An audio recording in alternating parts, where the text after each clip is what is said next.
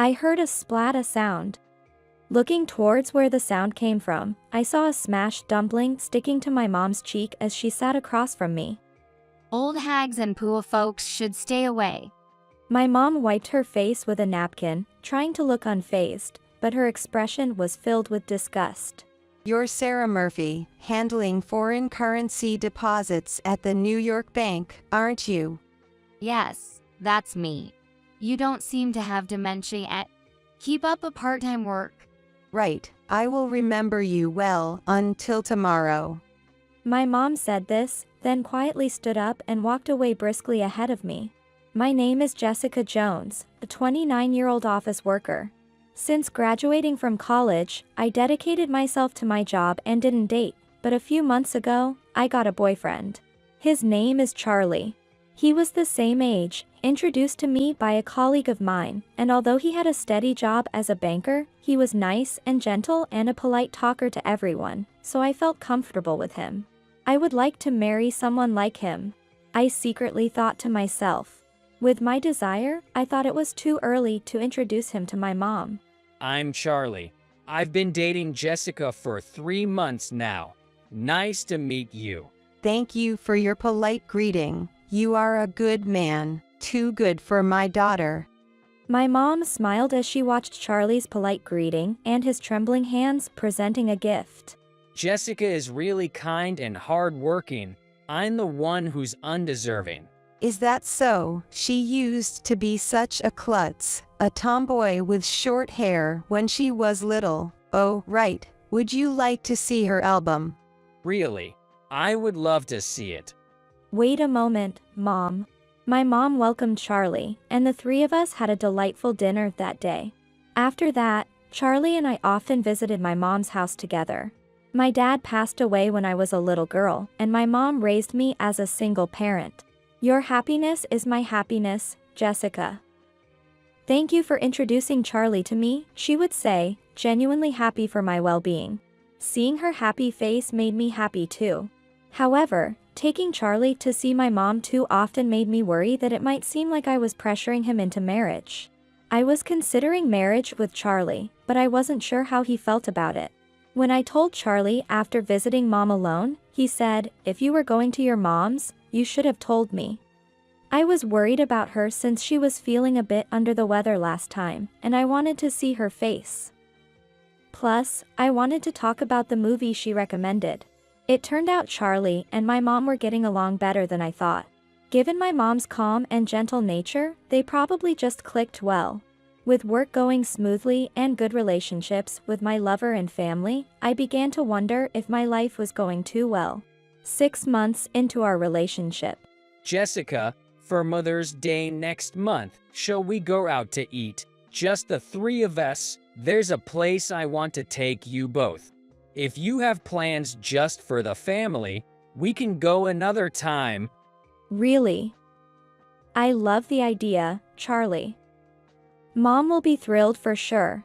So, we decided to go out for dinner on Mother's Day. I thought about inviting my sister, but she was married and had little children, so we settled on just the 3 of us. Oh, I thought I recognized this place. I love the Chinese food here. Really? You knew about this restaurant? Sure, I used to come here often, but Charlie, you really know my stuff, finding a place I like. Charlie blushed with the compliment. Having never been to this restaurant, I followed Charlie and my mom's lead. The restaurant was adorned with chandeliers and large lanterns, showcasing luxurious decorations. A waiter stood tall next to a large swivel table. I understood that this is a high-end Chinese restaurant. Then, please bring us the special course I ordered. Charlie said calmly to the waiter, watched by my mom with a beaming smile. I was probably the only one feeling nervous in this situation. As we were tucking into the dishes being laid out one after another, the dumplings were laid out on the table. The pleasant aroma of dumplings filled the air. Then, from behind me, a high-pitched woman's voice rang out. Charlie, right? What are you doing here? You are, Sarah. Charlie's face turned pale in an instant. I turned around to see a smirking woman standing with her arms crossed. So, you left our bank and had the nerve to come here. You must have settled for a small regional bank, huh? Can you even afford this? Charlie stopped his chopsticks and looked down slightly. That's none of your concern, Sarah. Besides, we are in the middle of a precious dinner, so please stop. Charlie's voice trembled slightly.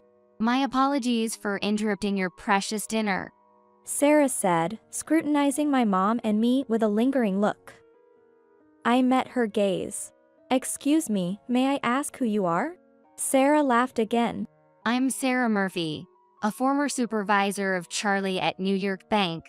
Sarah seemed to take pride in her association with her workplace. Oh, New York Bank, as in the major one. My mom looked at Sarah with surprise, which was understandable since New York Bank is one of the biggest banks. Working there implied a high level of prestige. As we were struck dumb, Sarah let out a derisive laugh. Look at you, amazed just because I work at New York Bank. How low have you fallen to dine with such a poor family? When Sarah said that, Charlie, who usually speaks slowly, spoke louder. How can you say such things to my loved ones? You should take back your words. Sarah continued to snicker, even as Charlie grew angry. I tried to calm Charlie down for the moment. It was the first I heard of Charlie working at New York Bank, but I knew he had changed jobs due to harassment from a superior at his previous bank. He had been pursued by a married woman who was his mentor at the bank where he first got a job. When Charlie firmly rejected her advances, she started to blame him for her mistakes and even deliberately lost documents he was responsible for, subjecting him to severe bullying.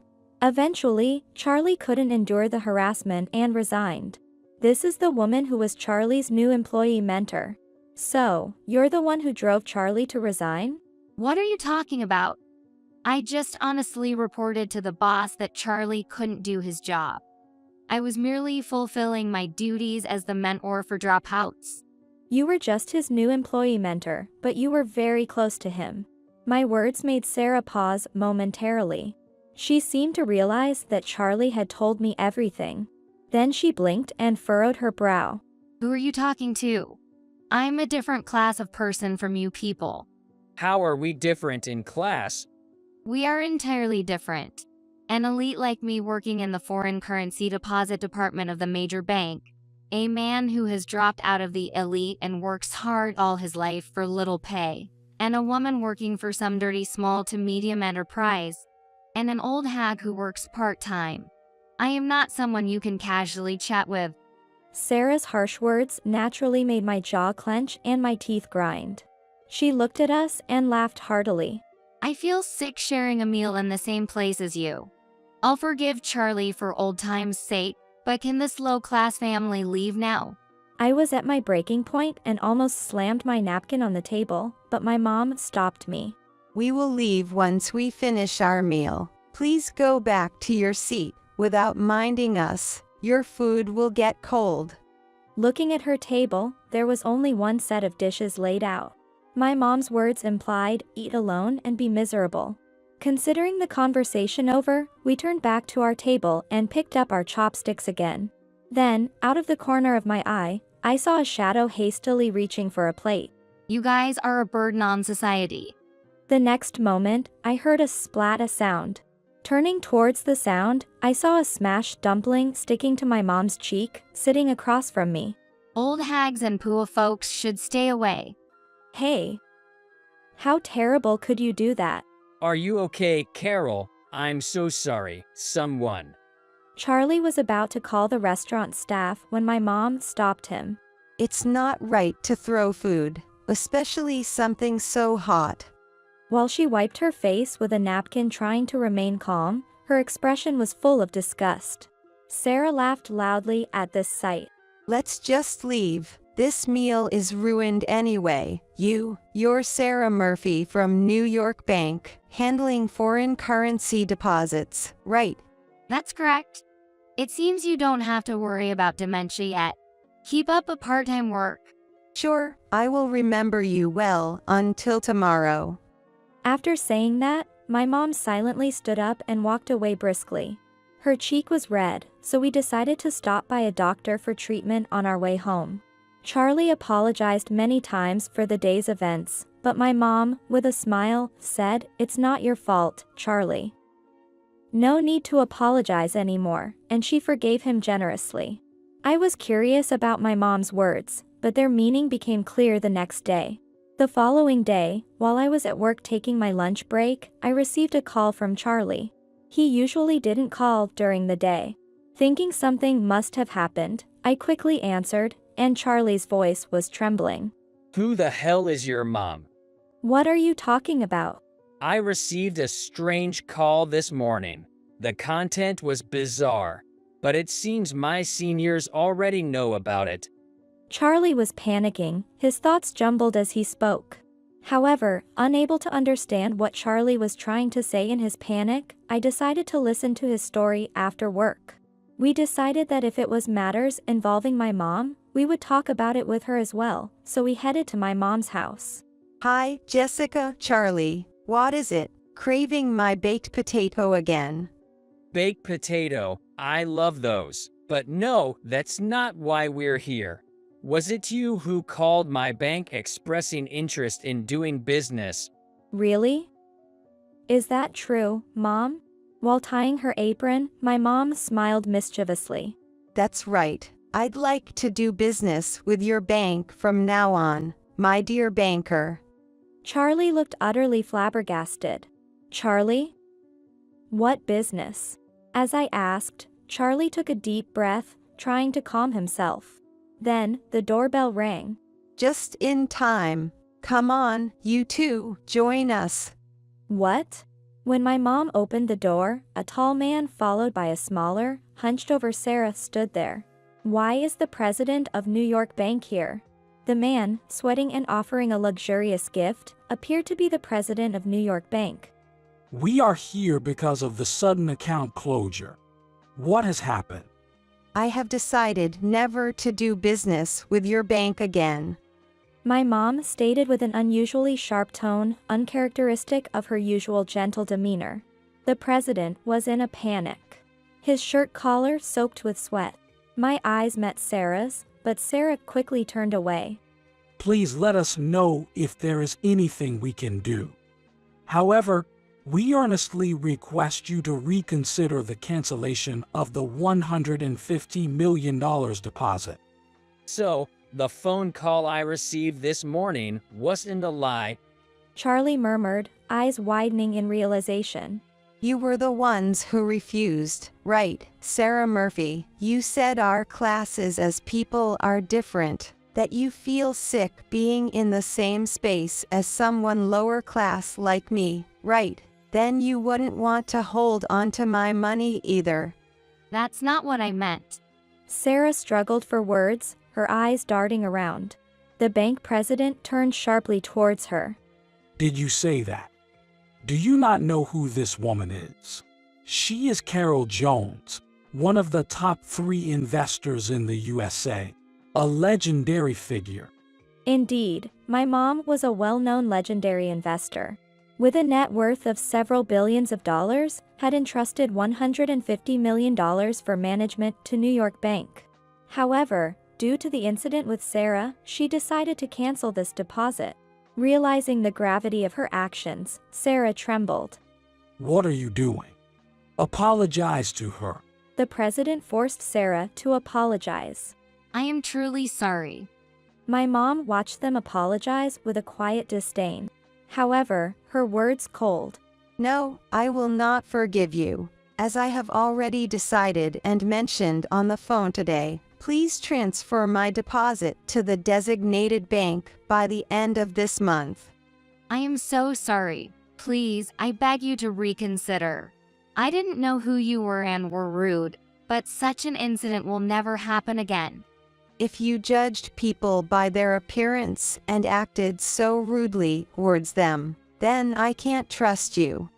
Sarah swallowed hard at my mom's sharp words, collapsing to her knees.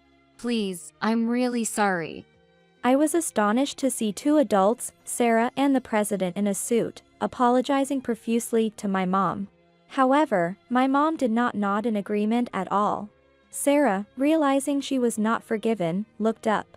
Then, making eye contact with me and Charlie, she crawled over. What are you doing?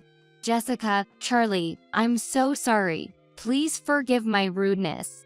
Sarah continued to apologize loudly, dripping with sweat. Then she gave a creepy smile and started talking to us.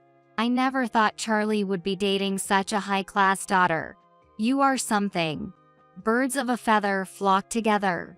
Charlie's brows furrowed naturally upon hearing Sarah's words. Then, the president asked, "Excuse me, do Charlie and Sarah know each other?" Sarah visibly paled at the president's question. Charlie clenched his fist tightly and took a deep breath. Yes, I used to work at the New York Bank a few years ago. Sarah, here was my new employee mentor. Is that so? Well, if you're interested, would you consider working at New York Bank again?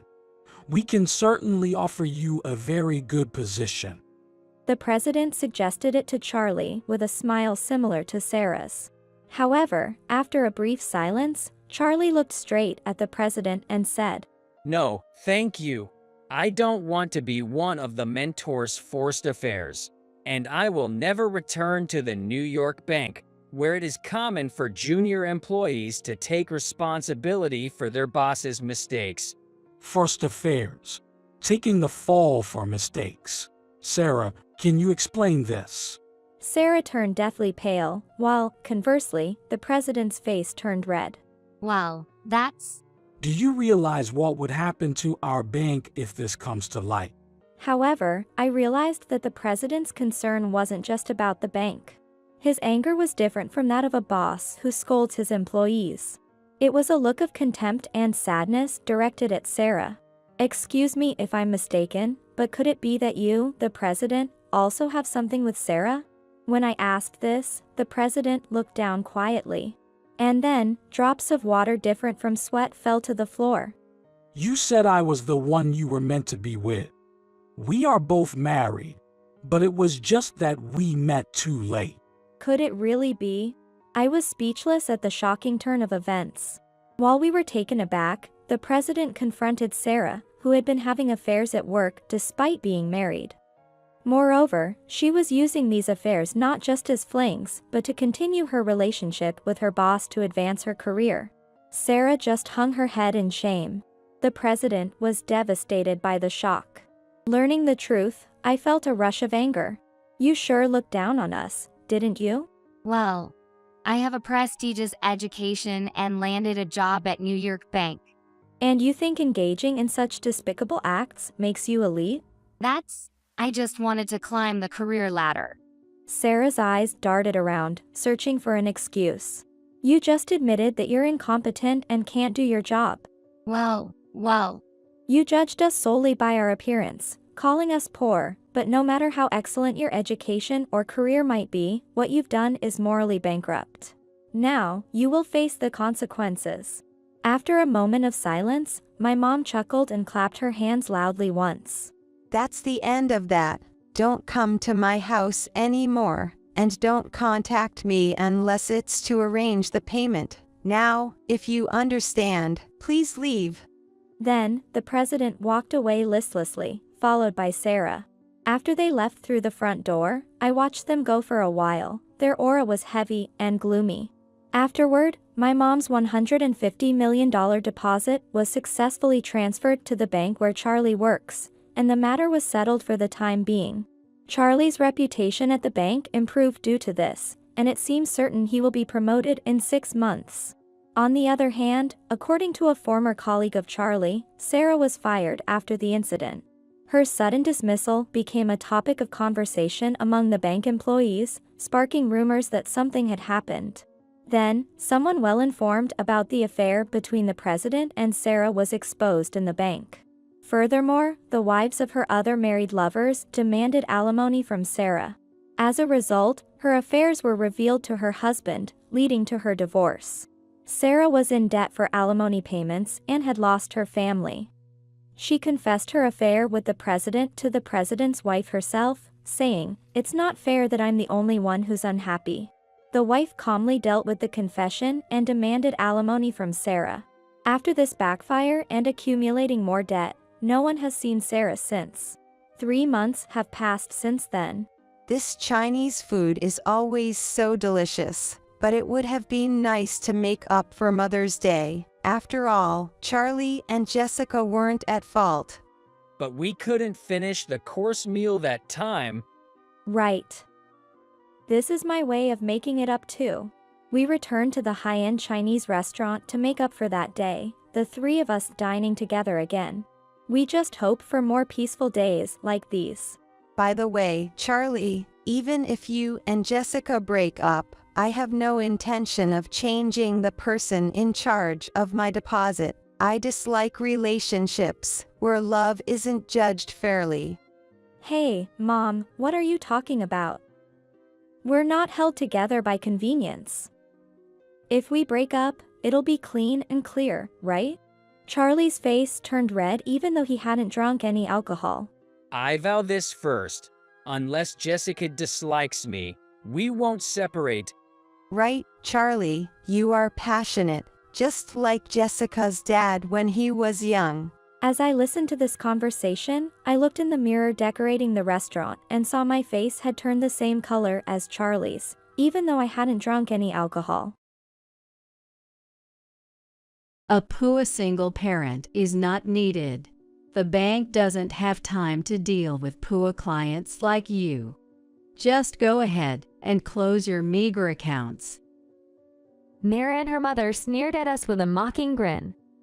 Mom, let's close the account. We'll go to the bank tomorrow and discuss properly closing the account. As promised, the next day we went to the bank to close the account. My name is Madeline Sulk. I am at 20. I'm working as part of the opening staff at a newly built nursing home, along with my 46-year-old mother. However, my mother's job as a care worker is not her main job.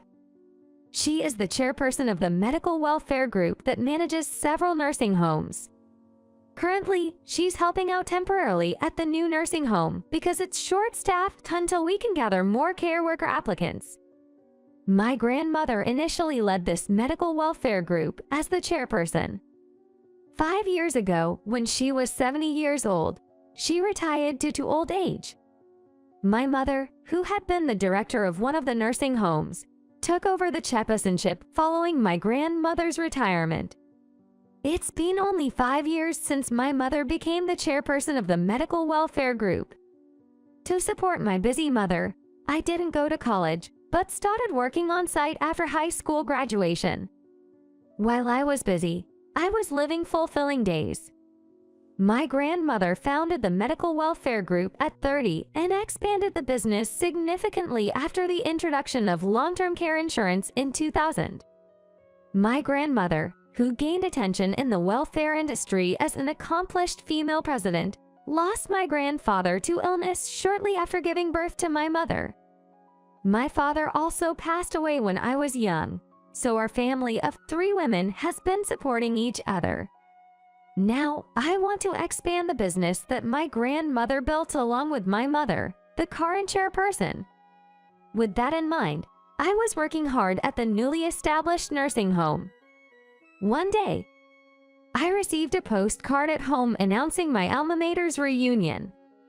Since my mother and I graduated from the same school, we received 2 copies. The postcard, in poppy lettering, read, "All graduates of New Green Girls School, let's gather." Mom, what's this postcard? It's so colorful, I exclaimed, snatching it from her hand. A reunion. You must be 20 years old or older to participate in a reunion. I only graduated from middle school, but I got one too. Wow, I'm excited. Our alma mater is a well-known local girls' school, often referred to as a prestigious institution. I entered the middle school because I like my mother's alma mater and cute school uniform. However, the special environment of a girls' school did not suit me, so I went to another high school. Still, I have good friends from those middle school days. I was separated from my friends at a different high school, so I was glad to see them at the reunion. But my mother seems to be different. If you want to go, then go ahead. I won't be attending. I've never seen you attend a reunion. This year, I'll be there too. Let's go together. I'm not going. I don't have a single good memory from my school days. She looked so downcast that I became worried and peered into her face. What's wrong with you? Did something bad happen? Well, yeah, but it's all in the distant past. As her daughter, I shouldn't know about any bad experiences my mother had in high school. And she wouldn't be complaining to me now. I thought it unnecessary to ask her out, but I couldn't help expressing my concern. If there's someone nasty, you should just fight back. I hate to see you carrying such a painful past alone. Fight back? No, that's just unthinkable.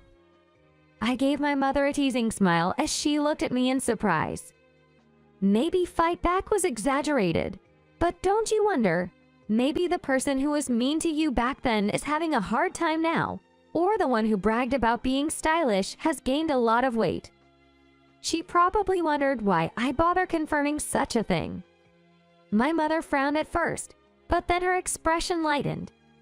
You're right, Madeline. I am a bit curious about what that girl is doing now. I wonder if she's still arrogant and has built her family with that attitude. Mom, you're the chairperson of the medical welfare group now. You've grown a lot since high school, so be more confident. Your situation is totally different from when you were troubled by nasty classmates. Hearing my words, my mother's face brightened. Yes, it's been 28 years since those days. I shouldn't be tied down by the past forever. So she decided to go to the reunion. I'll be with you, so I'll protect you if anything happens. Thank you. Let's go shopping for reunion outfits on our next day off. And so, both my mother and I decided to attend the reunion. Despite what I said to Mother, there was someone I didn't want to see. She is Mara Norwood. She was a wealthy family, her grandfather a bank executive and her father a regional bank president. Mara would approach classmates who seemed weaker than herself, make them her followers, or look down on them while endlessly boasting about herself. She was nicknamed Princess, and some classmates clearly avoided her. I treated Mara normally, not overly submissive, but this seemed to irritate her. She has been looking for a topic and talking to me in a condescending attitude. That pencil case looks pretty cheap. Where did you buy it? How much was it? At a store near the station for $3. What? $3? I never knew there were pencil cases that cheap. Mine is a designer goods. Daddy bought it for $200. While saying this, Mara once flaunted her expensive pencil case in front of me. That's nice. I responded with a wry smile, and Mara sneered, saying, I heard from my mom that you're from a single-parent family, right? It must be tough without a dad, having to use a $3 pencil case. So, what does your mom do? She works at a nursing home. At a nursing home. Taking care of old men and women, right? I can't believe people do such a dirty and smelly job. I can't forget the scornful look Mara gave me at that moment. Oh yeah, your mother only has jobs people don't do, because your family is poor. Nursing is a tough but necessary job, and I respect my grandmother and mother who find their calling in it. Doesn't Mara ever think that she or her family might need such care when they get old? From that day, I stopped interacting with Mara. Then, other classmates began to speak unkind words to me. That girl, she doesn't have a father, right? She's so poor. She can't buy what she wants. And her mom does that dirty and smelly job. Mara must have told the other classmates about me being raised by a single parent. Some friends I thought were good friends stopped talking to me because they were worried about Mara's eyes. On the other hand, people who didn't think well of her told me a lot of bad things about her and asked me to agree. You think so, don't you? Tired of this girl group dynamic, I decided to go to a different high school. I never told my busy mother about this until now. And then, on the day of the reunion, I took a deep breath with my mother before entering the venue. The reunion was a standing-up party, but tables were organized by age group. My mother and I headed to our respective tables. My mother seemed to have met a friend right away, saying, "Long time no see. How have you been? It's been a while." "I'm good, but work has been busy and tiring lately." Her voice sounded happy. I was glad we came together. As I approached my table, I heard a shrill woman's voice. "I thought there was a poorly dressed woman here, and it was you." I turned to look at someone's loud voice in surprise and found my mother tangled with a woman in a fancy dress. One of Mom's friends arguing in her defense. "Everyone has changed since then." Exactly. Looking down on people and laughing is so immature. The woman looked at me as I ran to my mother and said, "Oh, the cheeky daughter is here too." I saw the woman up close and knew immediately who she was. It was Mara's mother. I had heard that Mara's mother was an alumna, but I never realized she was my mother's classmate. Then Mara, resembling her mother, approached me. "Wow, Madeline, you only finished middle school. How could you attend? Did you pay the reunion fee?" Mara said with a grin. Her mother chimed in. "It's such a disgrace when poor people like you ruin a glamorous event." As I bit my lip in frustration, my mother boldly retorted, Enough with the condescension. It's been 28 years since high school. We've all worked hard and built our lives, which are completely different now. Besides, I am a client at your bank, Kate. As soon as they heard my mother's words, Mara and her mother started laughing. "What? A poor single parent is a client at our bank. Don't make me laugh. How much have you deposited? A few $1,000s, or just a few hundred?" Without bothering us, Mara started talking, but I couldn't believe her words. "A poor single parent is not needed. The bank doesn't have time to deal with poor clients like you. Just go ahead and close your meager accounts." The friends and classmates around were shocked by the outrageous behavior of Mara and her mother. Angered by their arrogance, I impulsively said to Mom, "Let's close the account." "Oh, your daughter is very understanding." Mara's mother looked down on me and smiled invincibly.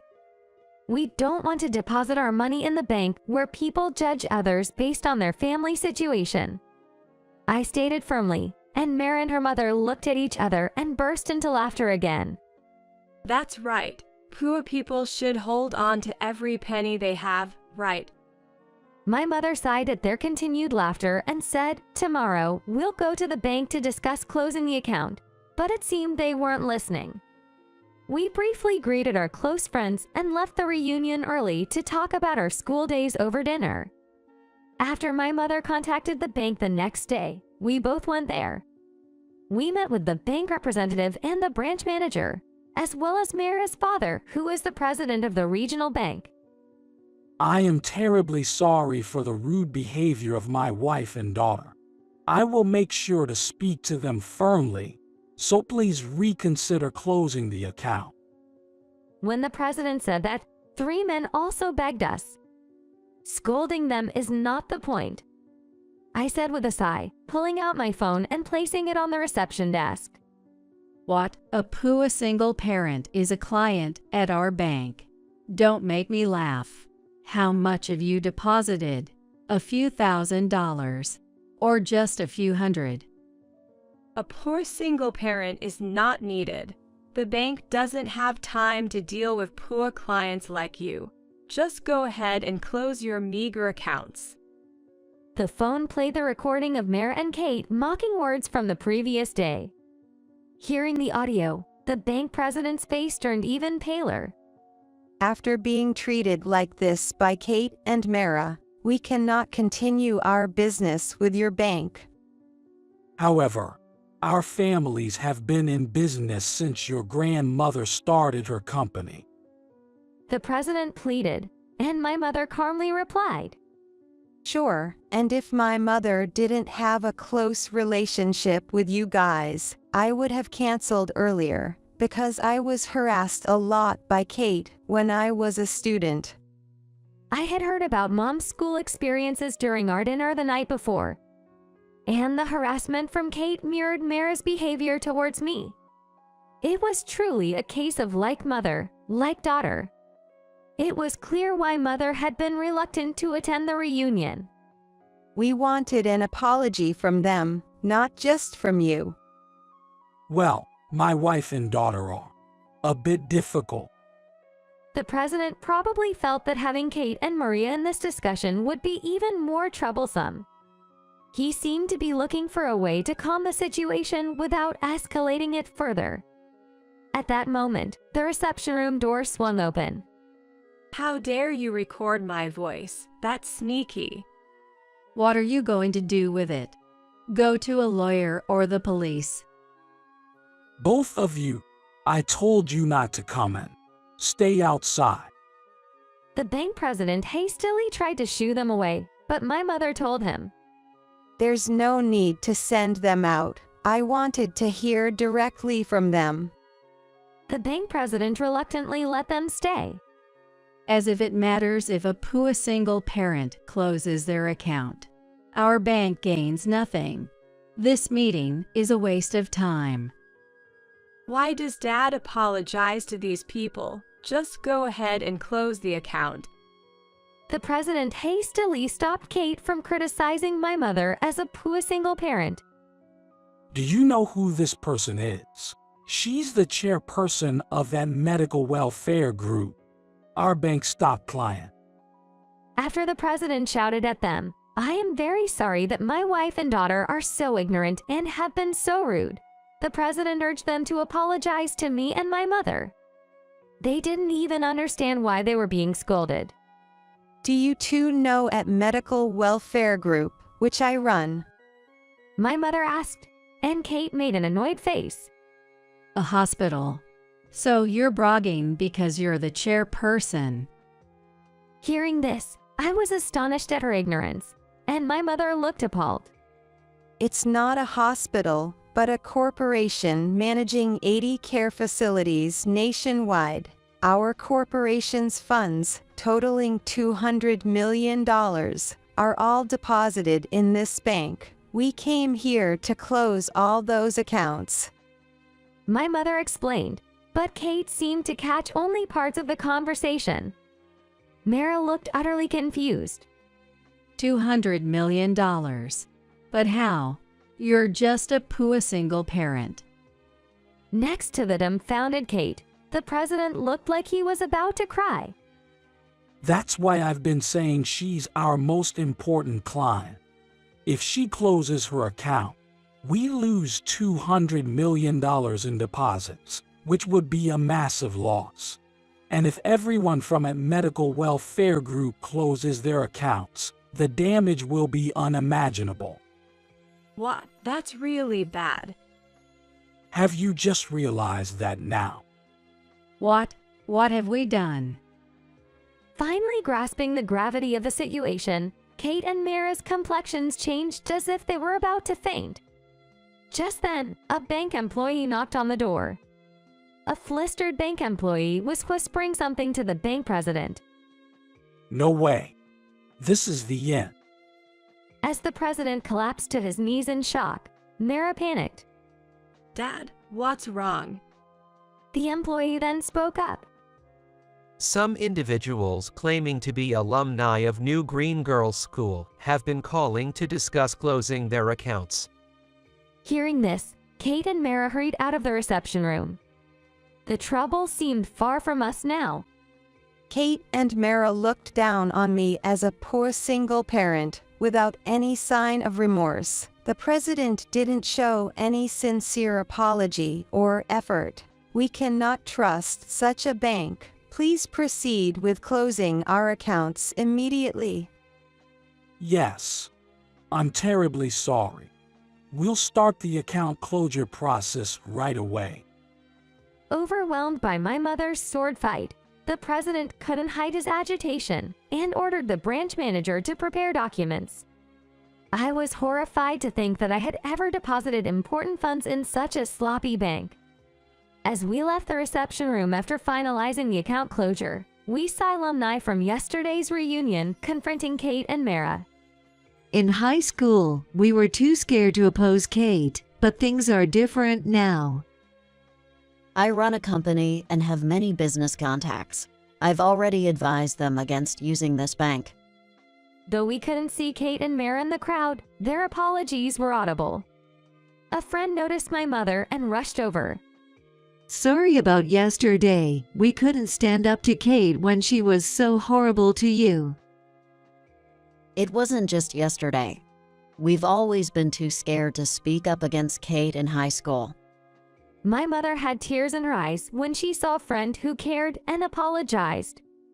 It's not your fault. I've always been too scared of Kate, too.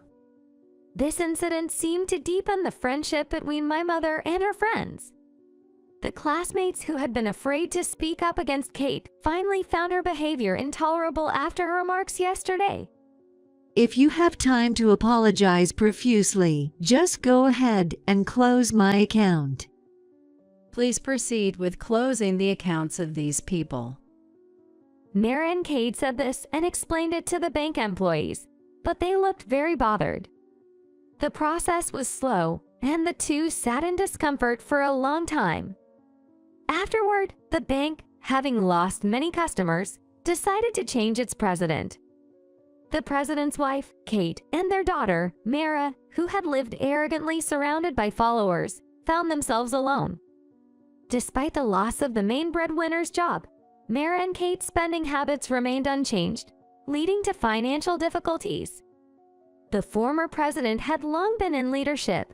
Mara had no work or household skills, and Kate had never even held a part-time job. The three couldn't find a decent job. Even the jobs they found ended quickly in termination. They even came to the nursing home where I work for a job interview. Caregiving jobs are short-staffed, so we don't reject applicants unless something happens. I heard you would hire someone my age.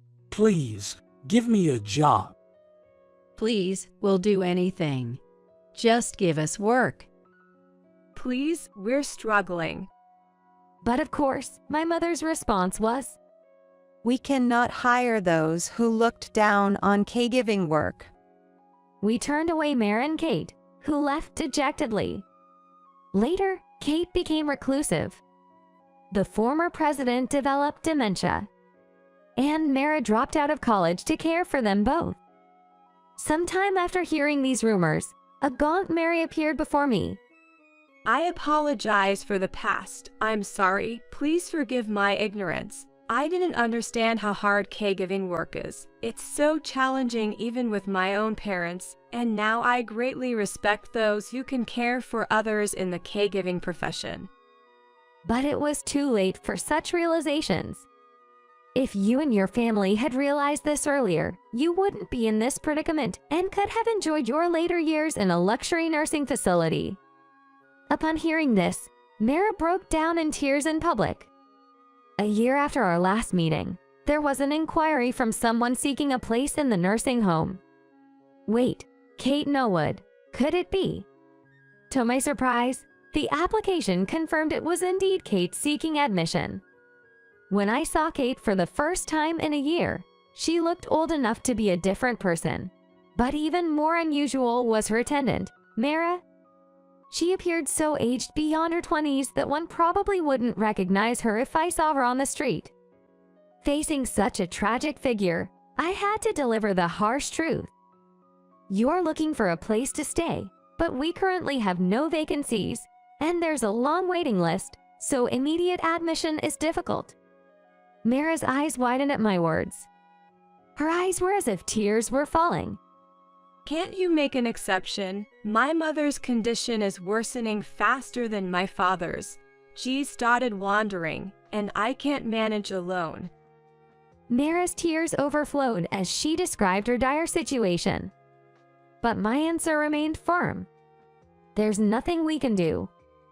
Mara hung her head and left with Kate, who was speaking incomprehensibly. That was the last time I was involved with the Norwood family. Meanwhile, my mother and I continue to work hard at the medical welfare group and the understaffed nursing home. To support my mother, I am working hard as a staff member at the nursing home today as well. I am striving for the day I can succeed her as the chairperson, diligently focusing on the tasks at hand. The groom suddenly picked up a plate full of food and hurled it onto the floor, causing the sauce to splatter dramatically across the carpet. My bad. Slipped right out of my hand.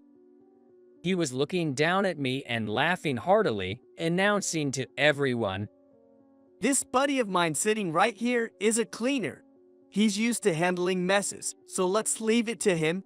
Can you take care of this, Mr. Cleaner? When I refused it, the bride stood in front of me, blocking my way. My husband said, "You're the scum of society. Don't you dare talk back to an elite like that." Then, my wife appeared out of nowhere and tapped the bride on the shoulder from behind. With a beaming smile, she declared, "I'll ask my dad to erase the groom's seat at work." Right after these words, the bride and groom were faced with a shocking reality, causing them to collapse to their knees. My name is Brian Smith, 26 years old. I lost my parents in an accident during my sophomore year of college. Drowning in grief, I dropped out of college and was despairing over life until someone's support helped me recover. Now, I'm working as a cleaner.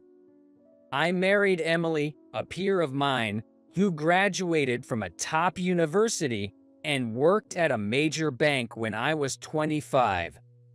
She was a corporate sales representative at her branch, known for her agility that matched any man's and her meticulous work that leveraged her femininity, steadily improving her sales record, and even being whispered about as a future female executive. "I dream of working at the heart of the U.S. economy," she would say with sparkling eyes. During our dating days, I always wondered if someone like me, mismatched in education and job, could truly make her happy. But Emily would just laugh off such concerns. I still remember as if it was yesterday, the day she tearfully accepted my proposal. Even she had her weaknesses, though. "Well, let's see." Emily said so, staring at me from across the table as I ate. Emily had come home early from work for the first time and put her all into making dinner after watching a recipe video. The cream pasta she made, to be honest, wasn't great. The pasta was overcooked, the sauce was bland, and the broccoli was still hard. But for me, it wasn't about the taste. I was just happy that she tried so hard. "Yay, it's delicious," I said, trying to eat as much as I could without her noticing. However, Emily propped her cheek in her hand with a disappointed look. "Brian, your nose expands when you lie." I instinctively covered my nose with my hand. "Why? I followed the recipe exactly." I couldn't help but laugh as I watched her cradle her head in despair. "That's awful. Laughing at me." Emily puffed up her cheeks and glared at me.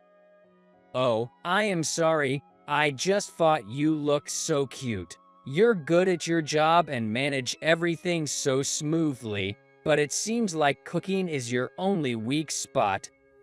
She crossed her arms and looked at me sternly, as if analyzing herself after I said that. "You know, my parents are divorced, right? My mom took me in but was too busy with work and did not cook much. We mostly had takeout or ate out, so I was never interested in cooking. So, you see, it's all my dad's fault that I can't cook. I looked at my pouting wife and asked her something I had always wondered about. Hey, have you ever seen your dad? I met him once when I joined the bank. We talk on the phone a few times a year. It's better to see him when you can.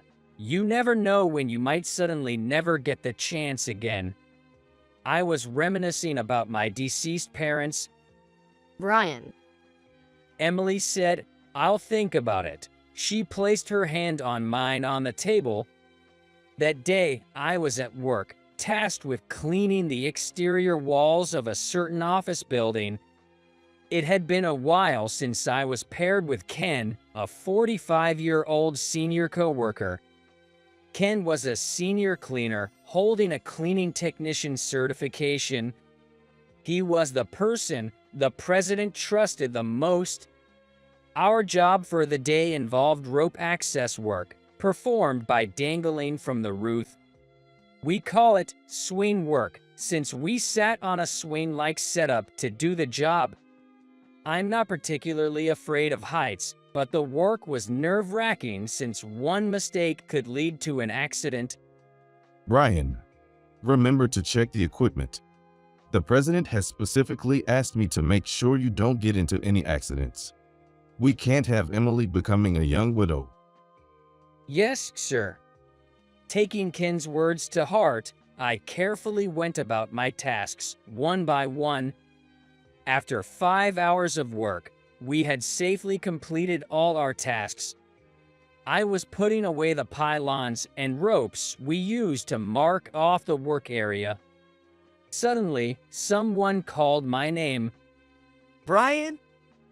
Surprised, I turned around to find Tom Brown, who was in the same seminar as me in college. "Oh, Tom," I exclaimed, surprised, and took off my helmet. Tom looked me up and down and sneered as he said, "Really? You dropped out of college to become a cleaner? That's pretty bad, man." Tom had always been like this. He always judged people based on their appearance, job, and income. He decided how to interact with someone based on whether there was any benefit for him. I wasn't surprised, but he was still as unlikable as ever. "What are you doing for work now?"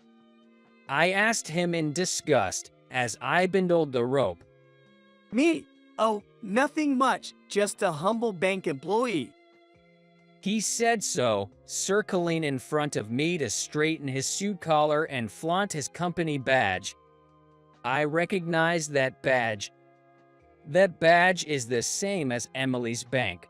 Tom and Emily work at the same bank. I couldn't hide my dismay. Seeing my reaction, Tom smirked smugly. "Yay, it's a tough job. I've got to go now." I wanted to leave quickly, fearing further interaction with him might negatively impact Emily's work. Then Tom said, "Oh, yeah, I'm getting married next month. A lot of old college friends will be there, so you should definitely come to the reception. Everyone will be thrilled." I spat in disgust internally, as if I'd attend your wedding reception. However, I decided to keep my cool, especially since he's Emily's coworker. Given I didn't know the nature of Tom and Emily's relationship, it seemed wise to keep things amicable for now. "Congratulations. I'd love to attend and celebrate, but..." Tom was grinning at me. He was expecting me to be ashamed of my background and feel out of place at an elite wedding, giving him a reason to mock me in front of others over drinks. "Fine, if that's how you want it, I'll proudly attend. There's nothing about my life I'm ashamed of." I had lost all semblance of calm. With a broad smile, I declared, "Absolutely, I'd be delighted to attend your wedding reception." Upon hearing my words, Tom appeared surprisingly shocked, his eyes sparkling as he looked at me. It was the gaze of a hyena that had spotted its prey. He smirked, a mischievous grin spreading across his face. Perhaps he had concocted some sort of entertainment plan to make a fool of me in front of the elite group attending the reception. I'm thrilled. I'll send you an invite soon, Tom said before leaving the scene. I watched his back as he walked away, already filled with regret. Later, I received an invitation to Tom's wedding reception. No way. Brian, you know Tom Brown. In the evening, as I was preparing dinner in the kitchen, Emily came home and exclaimed upon seeing the invitation addressed to me on the table amidst the mail. We were in the same seminar during college. He works at the same bank as you, Emily, and do you know him? Know him? He's my peer, and he transferred to our branch at the same time as me. We're working together in corporate sales now, so look. Emily said, pulling out her own invitation from her bag to show me. Are we both going to the same wedding reception? Learning that Tom and Emily were in the same branch and handled the same corporate sales, I regretted even more having accepted the invitation. The world is really small, huh? To think Tom is a friend of yours, Brian. From now on, no matter how much it irritates me, I'll try not to push him away and work on building a better relationship, Emily said with a reflective tone while eating dinner. What do you mean by that? I was curious and asked. Well, actually, Emily then shared with me her experiences between her and Tom. Tom, also in corporate sales, had a habit of looking down on others because of their family background or education, often belittling his colleagues and juniors. This attitude disrupted team cohesion, worsened the workplace atmosphere, and negatively impacted the work of those belittled. Emily, having top sales performance and graduating from a prestigious university, was not looked down upon. However, he told her blatantly that, "You use women as weapons," and he envied her. Moreover, Tom was known to grant aggressive loans to clients to meet sales quotas, and he shouted, "Don't overstep your bounds as a woman," when Emily subtly cautioned him once. I'm sorry to say this about your friend, but he's the worst. That's why I decided to stay away from him. He's not my friend, I said, slamming down my fork, unable to hide my anger. I couldn't hide my anger at Emily's story. But I thought you were close enough to be invited to his wedding. It's fine. That guy has been rotten since our college days. It's better if we just keep our distance from now on. I'm sorry for making you feel uncomfortable. I said it as if spitting it out. Why are you apologizing, Brian?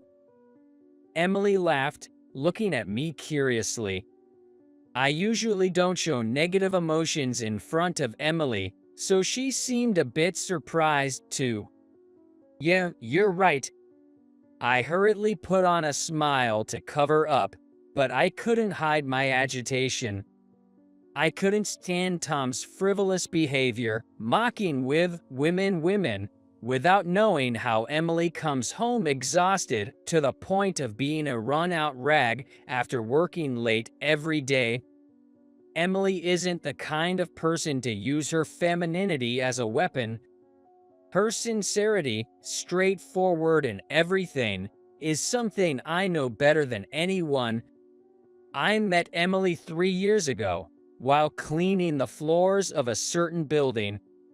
That building, housing several large corporations, was a large one with contracts for regular cleaning, in addition to daily maintenance. That day was for cleaning the floors of shared areas, like lobbies and corridors. Since it was a weekday midday task, the lobby was divided in half with caution tape to ensure a walkable area, and the work was done using a specialized machine. The work was progressing smoothly, and the dirty floors were quickly regaining their shine. I love this moment of looking back. Just a little more, let's push through. I muttered to myself to get pumped up. Then, a young male employee from some company, returning from outside, happened by. The moment he passed by me, he carelessly threw the trash bag he was carrying onto the floor where the detergent had been applied.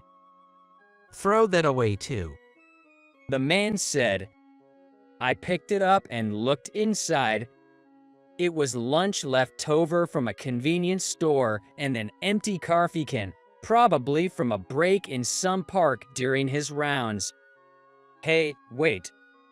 I called out to the man's back, but the young man walked away without turning back.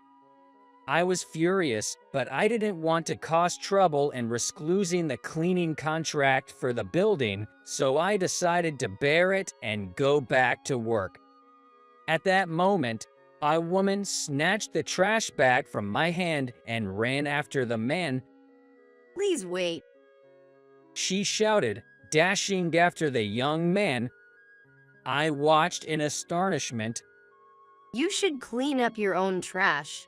Even kindergartners know that. The woman said that, thrusting the trash bag back at the man who was waiting for the elevator. Reluctantly, the man took it and got into the elevator. The woman then ran back to me, smiling, and said, I was a track athlete when I was a student. I was instantly captivated by her carefree smile. It was love at first sight for me. And then, fumblingly, we exchanged contact information. It was the first time in my life something like this had happened. This was my encounter with Emily. Emily, full of a sense of justice, could see things straight. My wife is not someone to be trifled with by scum like Tom. I was only worried about protecting Emily from any more discomfort caused by Ethan. Should I cancel our attendance to Tom's event even now? But canceling at this point might inconvenience the other party. Tom probably doesn't know we're married, so acting like strangers at the reception might be best. We married while you were at the previous branch, so your coworkers wouldn't know me either. That's what I told Emily. I didn't want to burden her with any more worries, especially since she's already going through a tough time. Why? Why would you want to hide something like that? Emily looked puzzled. It's understandable since she doesn't know the situation. It's just to avoid any trouble. That's okay, right? Seeing my serious face, Emily reluctantly agreed. On the day of the wedding, Tom's reception was held at a top hotel in New York, attended by 500 guests, a large-scale event. Tom's bride was a 23-year-old woman named Marissa, apparently the daughter of a wealthy family that owns a chain of restaurants. There were VIPs present, likely business associates of the bride's father, along with influential figures from the city. I was seated at a table for friends of the groom. Emily, sitting at a table for bank associates a bit away, was keeping our promise to act like strangers. As soon as I took my seat at a table for 8, I received cold stares from Tom's entourage. Then, they smirked at me while conspicuously updating each other about their recent activities. The names of major corporations like big securities companies, construction firms, and trading companies were mentioned in the conversation. Among them, a man named Clint sitting next to me struck up a conversation. It's been a while, Brian. It's been 6 years since you left college, right? What are you doing now? Clint was the only decent guy to talk to here. Rumor has it, he started his own business while in college and now owns an IT company. Hi Clint, it's been a while. I'm now working in cleaning. Hey, Clint, give it a rest, man. Before I could finish, one of the guys cut me off. Don't you feel sorry for him? A dropout living as a cleaner, trying to blend in with the elites. Just leave him be.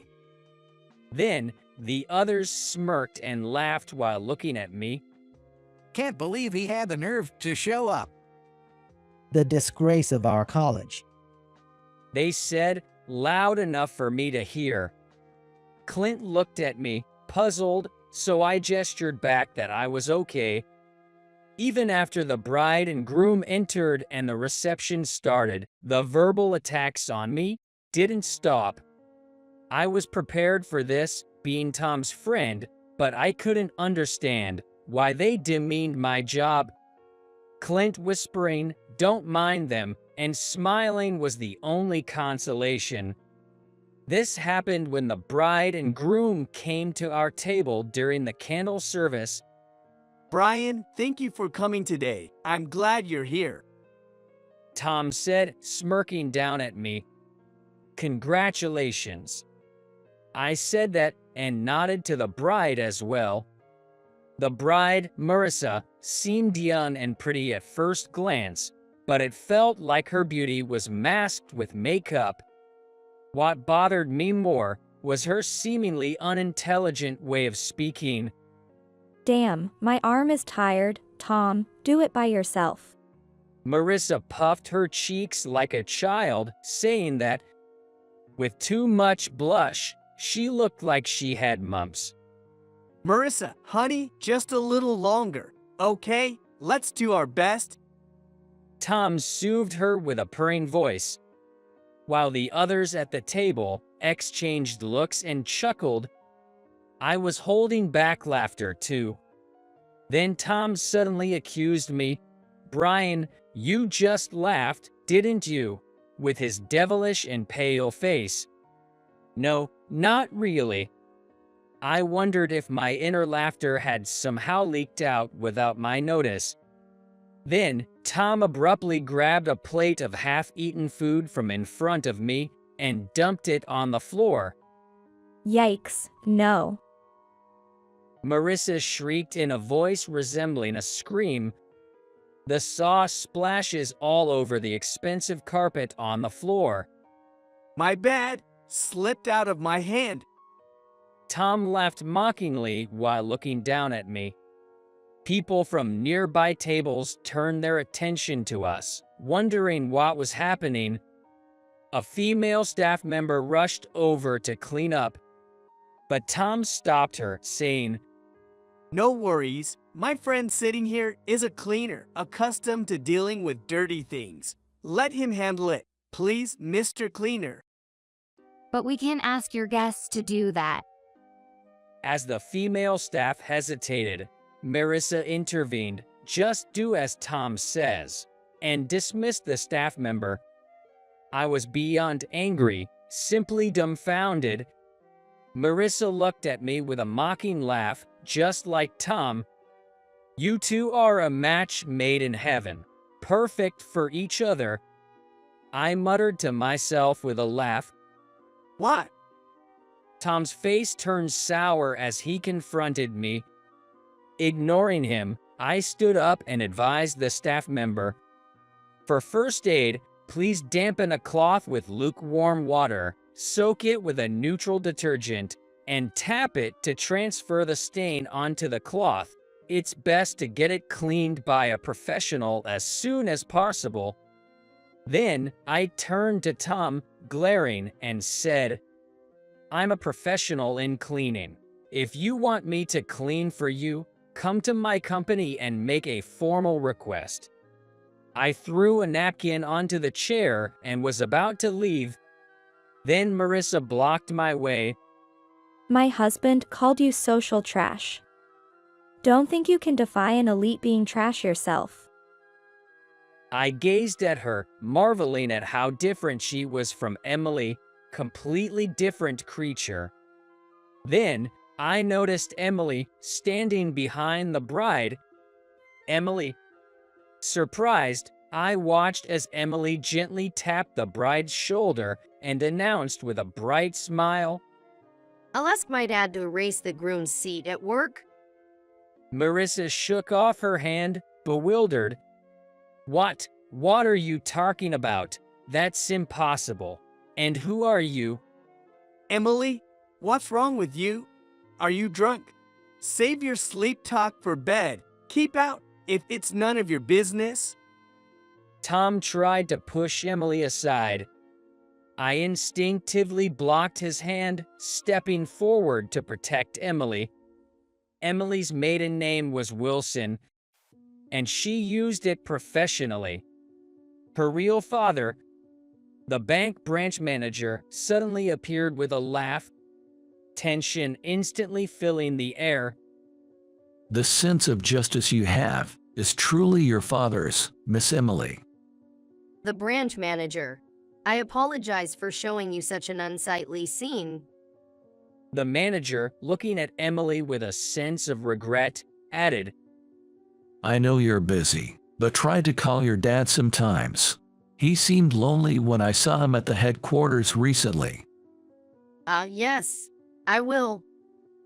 Emily said, looking embarrassed. The branch manager to have you here today. Tom, flustered, tried to step forward, pushing me aside, but the manager ignored him and spoke to me. Oh, Brian, it's been a while. How is the President Carol doing? What? Tom stared at me, dumbfounded. Sorry for the late greeting, branch manager. My aunt is as energetic as ever, working hard every day. The manager nodded with a smile. I heard she's launching a new welfare-related business. She's thrilled to have you as her successor. It gives her work more purpose. Tom and Marissa looked at us bewilderedly. The branch manager is Emily's father. This person isn't just a cleaner. The branch manager said with an exasperated look. What, you didn't know? Her father is Mr. Wilson, the head of the HR department. This man, Brian Smith, is the nephew of the president of Smith Corporation, which owns many subsidiaries related to cleaning services, and he's the next president. He's also Emily's husband. What? The head of HR, the next president, and her husband. Tom turned pale and staggered backward in panic. Marissa looked equally flustered. But he was wearing a work uniform, cleaning the building. When Tom pointed at me, the branch manager looked at me admiringly and said, The president's policy is that executives involved in management must undergo several years of field training. Understanding the field's hardships is considered crucial for managing the company. It's truly a remarkable company. Then, turning to Tom, he continued, Smith Corporation is a significant client for our branch. If this incident leads to a cessation of business, you will undoubtedly be put out. And if you've also made a bad impression on the head of HR, there's no saving you. Well, try your best with your lovely bride wherever you go. With a laugh, stating he had another appointment, the branch manager excused himself. Branch manager, wait. Tom and Marissa timidly turned back to us. Well, Brian and Emily. Tom forced an awkward smile, looking back and forth between us. Sorry, Tom, but we'll be taking our leave now. As the next president, I need to discuss changing our main bank with our president. I said, and Emily added, I also have to hurry and call my dad. Tom clings to us desperately. Come on, Emily. Please, Brian, aren't you my friend? We are friends, no way. Don't make me laugh. I brush off Tom's hand and say, "You're done for." Tom collapses to his knees, crestfallen. Emily and I leave together, walking away from the scene. As we open the doors to leave the venue, we heard Maris's screams behind us. What? You're getting fired from the bank? This is no joke. Call off the wedding right now. I refuse to marry a man like this. Daddy, do something. The venue starts buzzing with noise. What? What are you talking about? I wouldn't want a foolish woman like you even if you begged. Excuse me. Emily and I hear this, look at each other, and share a laugh. We took a taxi from the hotel, got off at a convenience store near our house, and bought sandwiches and beer instead of the missed full-course French meal. We walked leisurely home, bathed in the sunset, feeling as if we were on a date for the first time in a while. Are you okay with how things turned out? Everyone at your bank found out about your father. I asked Emily this question midway across a bridge over a small river. I grew up seeing my mother struggle after their divorce, never forgiving my father for being a workaholic and neglecting his family. That's why I've been working myself to death, choosing a general career position, even when they said it was impossible for a woman, thinking I wouldn't lose to men, to my father. She said so with distant eyes. Then she continued, But working at the same bank as my father, I finally understood my father's struggles. He must have had a hard time, too. So I hope to build a good relationship with my father from now on. Emily leaned on the railing, looking at the river shimmering in the sunset. Then she turned to me. I can think this way because of you, for always being there to support me gently. Thank you, Brian. Emily's smile, tinged with the color of the setting sun, made me blush a bit. Then let's have dinner with your dad sometime. Emily nods happily at my suggestion. Some days later, according to what Emily told me, Tom's wedding reception turned out to be a complete disaster. It wasn't just the bride and groom. A massive fight broke out involving their parents and relatives, who had been against the marriage from the start. Naturally, the reception was called off, and the couple split up soon after, leading to the collapse of their relationship. As for Tom, he was later transferred to an affiliate of the bank. It's said he's completely off the track for promotion now. Ever since that incident, Tom seems to have become a much quieter person, but can people really change that quickly? I bet it won't be long before his true colors show again.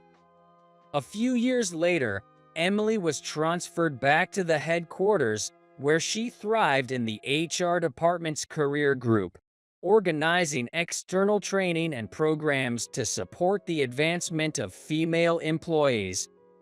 She was also pouring her efforts into creating a workplace environment where women could balance work and child-rearing, becoming a focal point for the media as a female executive. As for me, after completing my field training, I was under the president's wing, receiving formal education as his successor. You're really starting to look the part in a suit. I wish my brother and sister-in-law could see you now. Wearing an unfamiliar suit, I spent my days accompanying the president on visits to clients. Occasionally, he would say something like that and become teary-eyed. One evening, on my way home, I found myself watching the sunset from the usual bridge. Lately, I've been feeling especially grateful for having a fulfilling job. I wish I could tell my younger self, who had dropped out of college and was despairing over life after the sudden loss of my parents. Your future is very happy. Brian?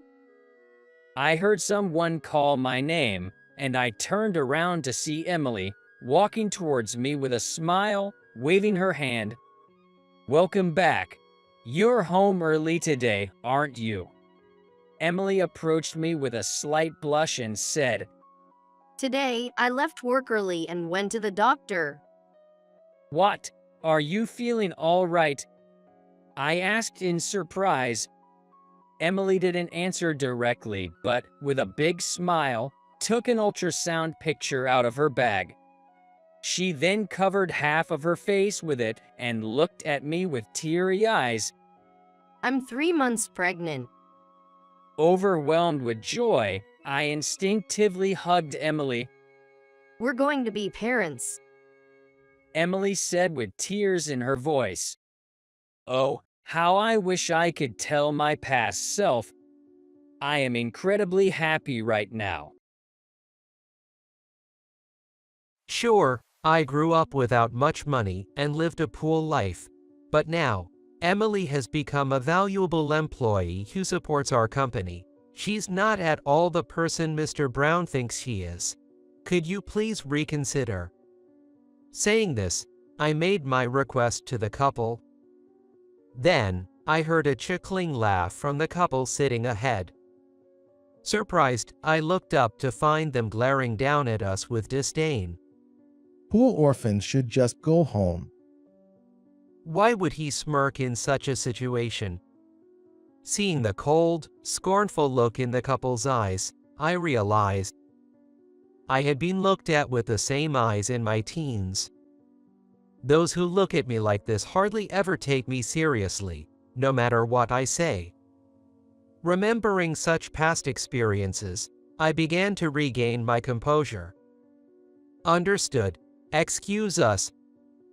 As I said that, I left the Brown residence with Emily. The next day, I worked alone in the office earlier than usual. I had trouble falling asleep the previous night and woke up earlier than usual that day. As I worked, I couldn't forget about the previous day's incident and turned on the office TV to distract myself. Then, employee bullying suspected at Chase Bank flashed on the TV screen. Surprised, I was glued to the news for a while before calling Emily. Bro, good morning. What's up so early? Can you turn on the TV? Chase Bank is being covered for a bullying issue. My name is John Smith. At 36, I manage a small construction company in a local area, leading a busy life every day. 3 years ago, the former president fell, and I took over as president. It might seem like a successful life to some, considering I became president at a young age. However, my life has been anything but easy. I have no memories of being loved by my parents or of sharing a proper meal with them. My parents were never steadily employed, drank from the daytime, and were quick to fight. Living under such parents, I couldn't have a proper student life and had to start working as soon as compulsory education ended. One day, exhausted from the unfamiliar work, my mother returned home after a long absence. Beside her was a small girl I didn't recognize. Ignoring my pondering, my mother coldly said, This is your sister from today. Take care of your sister, Emily. Emily was just 3 years old at the time. My mother seemed to have grown tired of her constant crying and left her with me. From that day on, I worked during the day and took care of my sister.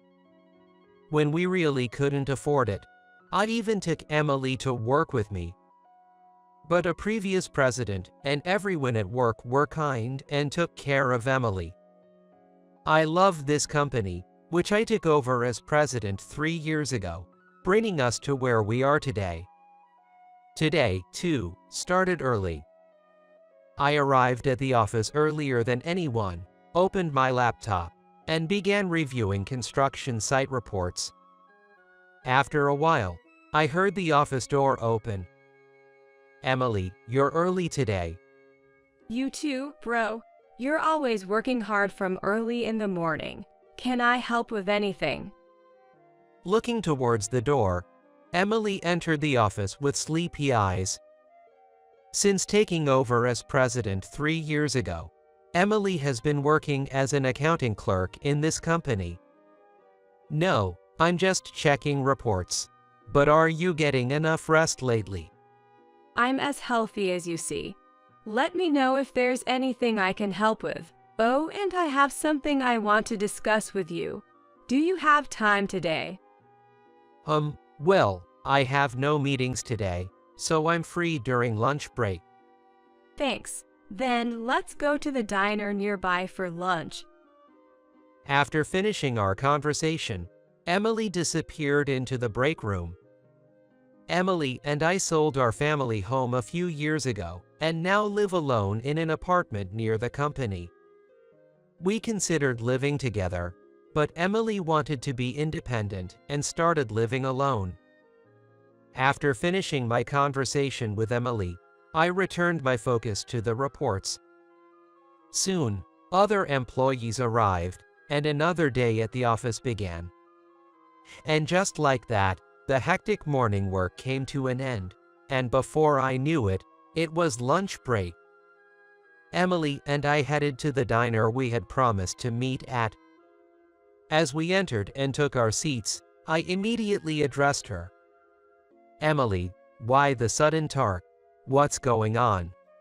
Well, actually, I've been seeing someone recently. Really? Someone I know? I was taken aback by her words and couldn't help but interrupt with a question. You probably don't know him. I go to the bank often for my accounting job, right? I got to know someone working there. Chase Bank, right. Yeah, we met a few times through work, and somehow we just got closer. Chase Bank is a local bank operating in this area.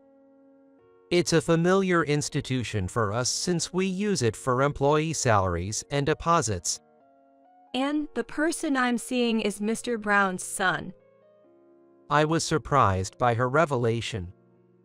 I knew that Chase Bank's presidency was passed down through blood relatives. That the bank's president's son was Emily's partner.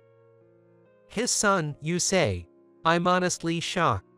To think he's the son of the bank president. So, what did you want to talk about? Emily began to speak, looking somewhat troubled as she looked down. His name is Michael, and I happened to be there when his father came to the bank the other day. And? I happened to overhear a conversation by chance. He was reprimanding an employee quite harshly. Well, it's not good to scold someone in front of customers, but it's understandable to give subordinates a talking to about work. But it was more like he was belittling their education.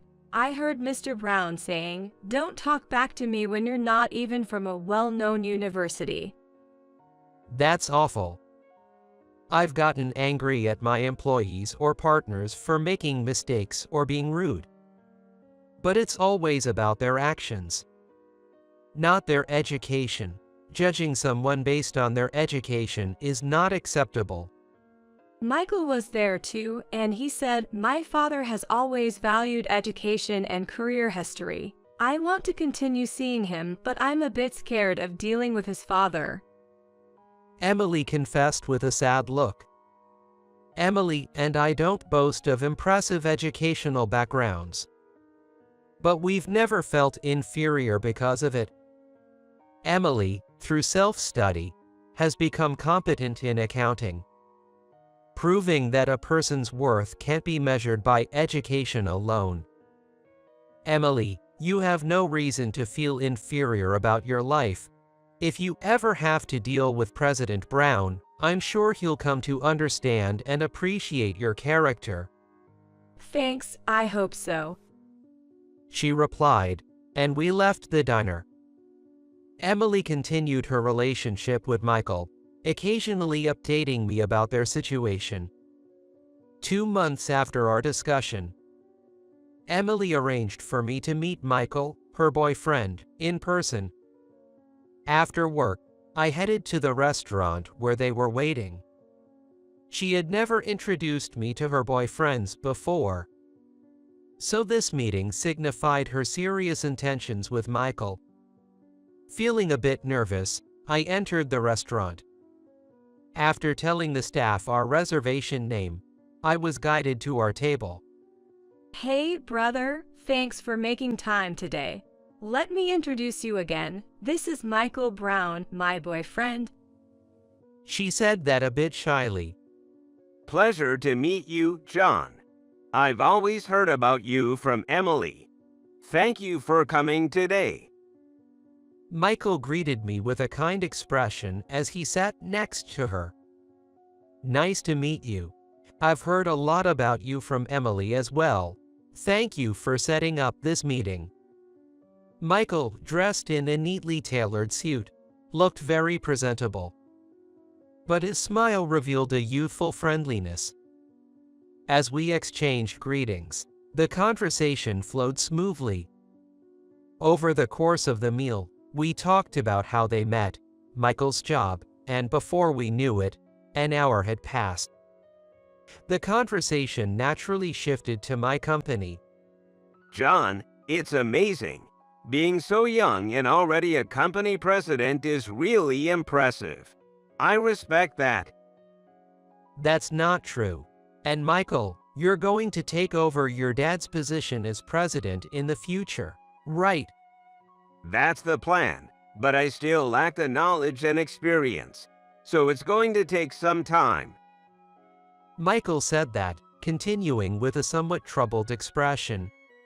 Also, lately, my father has been making dismissive comments towards employees. It seems to be causing some frustration in my department. I've heard a bit about that from Emily before. Is he the type to care about educational background and social standing? Yes, he has always been like that. But I believe that you can judge a person solely on their past education or social status. Hearing this, I felt a bit relieved. It was clear that Michael could see the true essence and character of people. Emily has also told me about your past.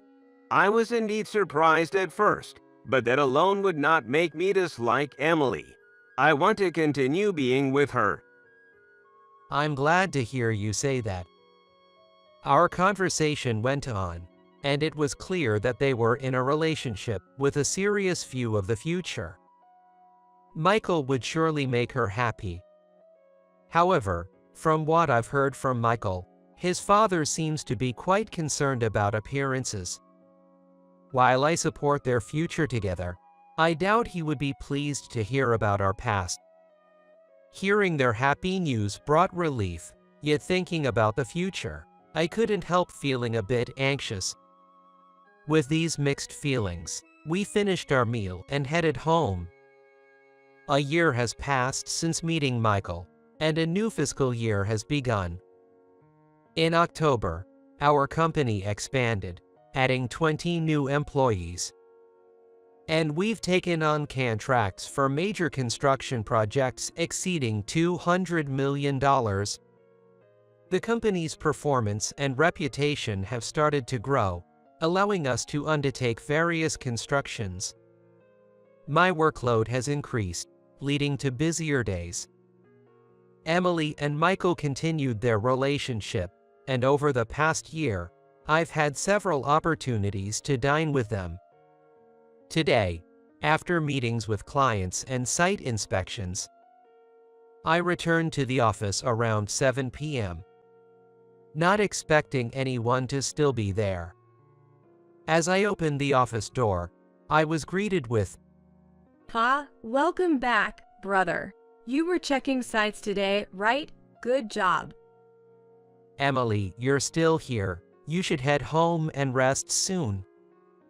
Emily was beside her computer, surrounded by a calculator and piles of receipts, apparently working on something.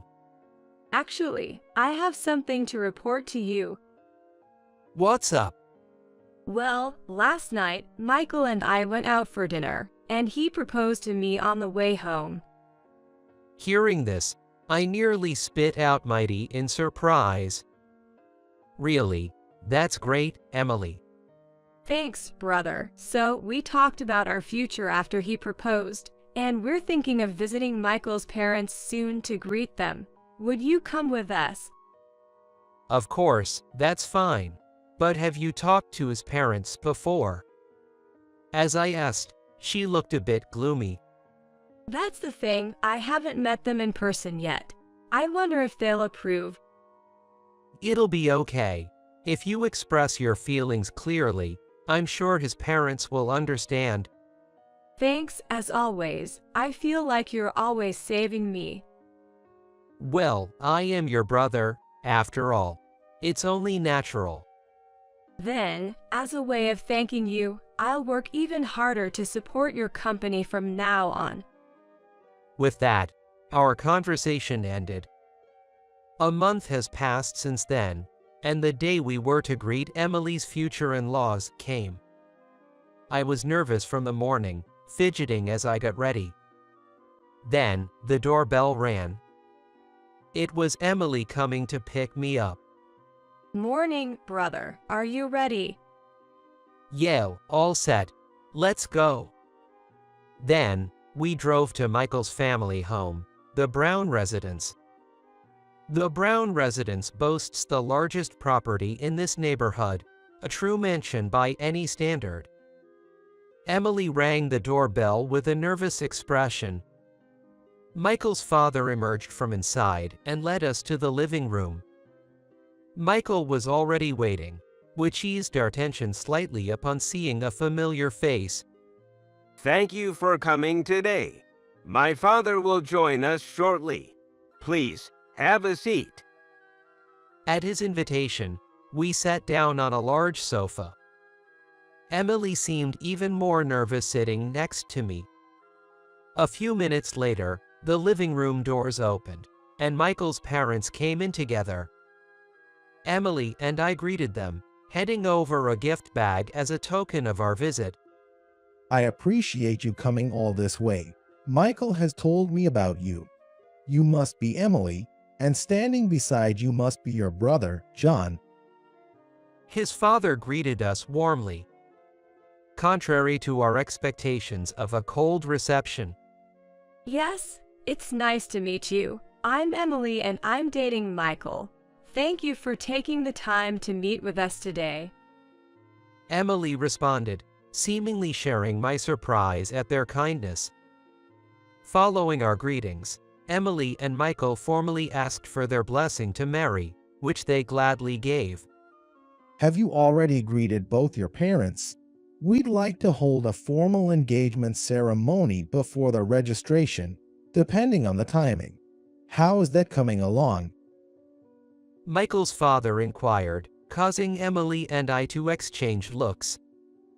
His inquiry revelated that Michael hadn't mentioned our estrangement from our parents. Seeing our troubled faces, Michael explained on our behalf. Dad, I haven't mentioned this, but it seems Emily and John are estranged from their parents, who disappeared when they were young. His father, surprised, interjected. So, you two don't have parents. How did you grow up without them? Just as I was about to speak up, Emily, sitting beside me, confidently responded to them. Our parents left us before I could even remember. Since then, my brother, who was still a teenager, worked to raise me. The couple looked at us with astonishment. We agreed to this marriage because we heard she was the sister of a construction company president. To think we've drawn such a short straw, I'm sorry, but we cannot approve of this marriage. Michael must marry someone more elite and well-educated. Angered by his remarks, I couldn't help but retort. Indeed, we grew up being poor. But Emily is now a valuable employee who supports our company. She's not at all the person you think she is. Please reconsider. I beg you. Saying this, I made my request to the couple.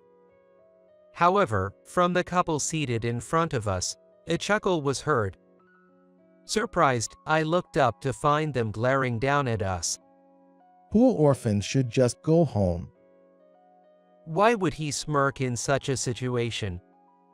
Seeing their cold, disdainful eyes, I realized I had been looked at with the same eyes in my teens.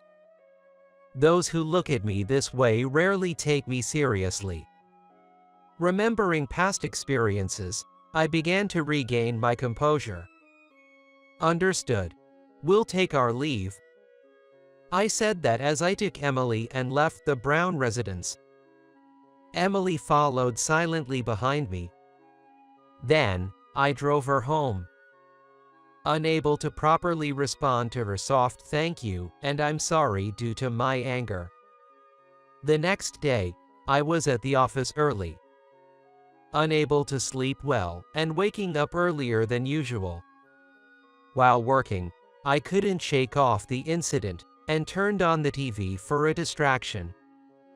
To my surprise, the screen displayed employee bullying suspected at Chase Bank. I immediately called Emily. Good morning, brother. What's up so early? Can you turn on the TV? Chase Bank is being covered for a bullying issue. As she turned on her TV at home, sounds came through. That's a Chase Bank employee, right? I've seen them a few times. It seems an employee exposed President Brown's bullying to the media. The TV broadcasted recorded conversations between President Brown and an employee, along with interviews from other employees. After watching the news, Emily came straight to the office. I can't believe he was involved in something like this. If it's gotten this much attention, the bank itself might be in jeopardy. Yale, banks operate on trust. With the company's top brass acting like this, it'd make anyone nervous to keep their deposits there. As we talked, employees began arriving for work, all abuzz about the Chase Bank scandal. Several came to me, wanting to close their accounts, worried about potential repercussions on the companies and their personal deposits. After discussing it with Emily, we decided to close all company and employee accounts with the bank. Emily promptly started the cancellation process.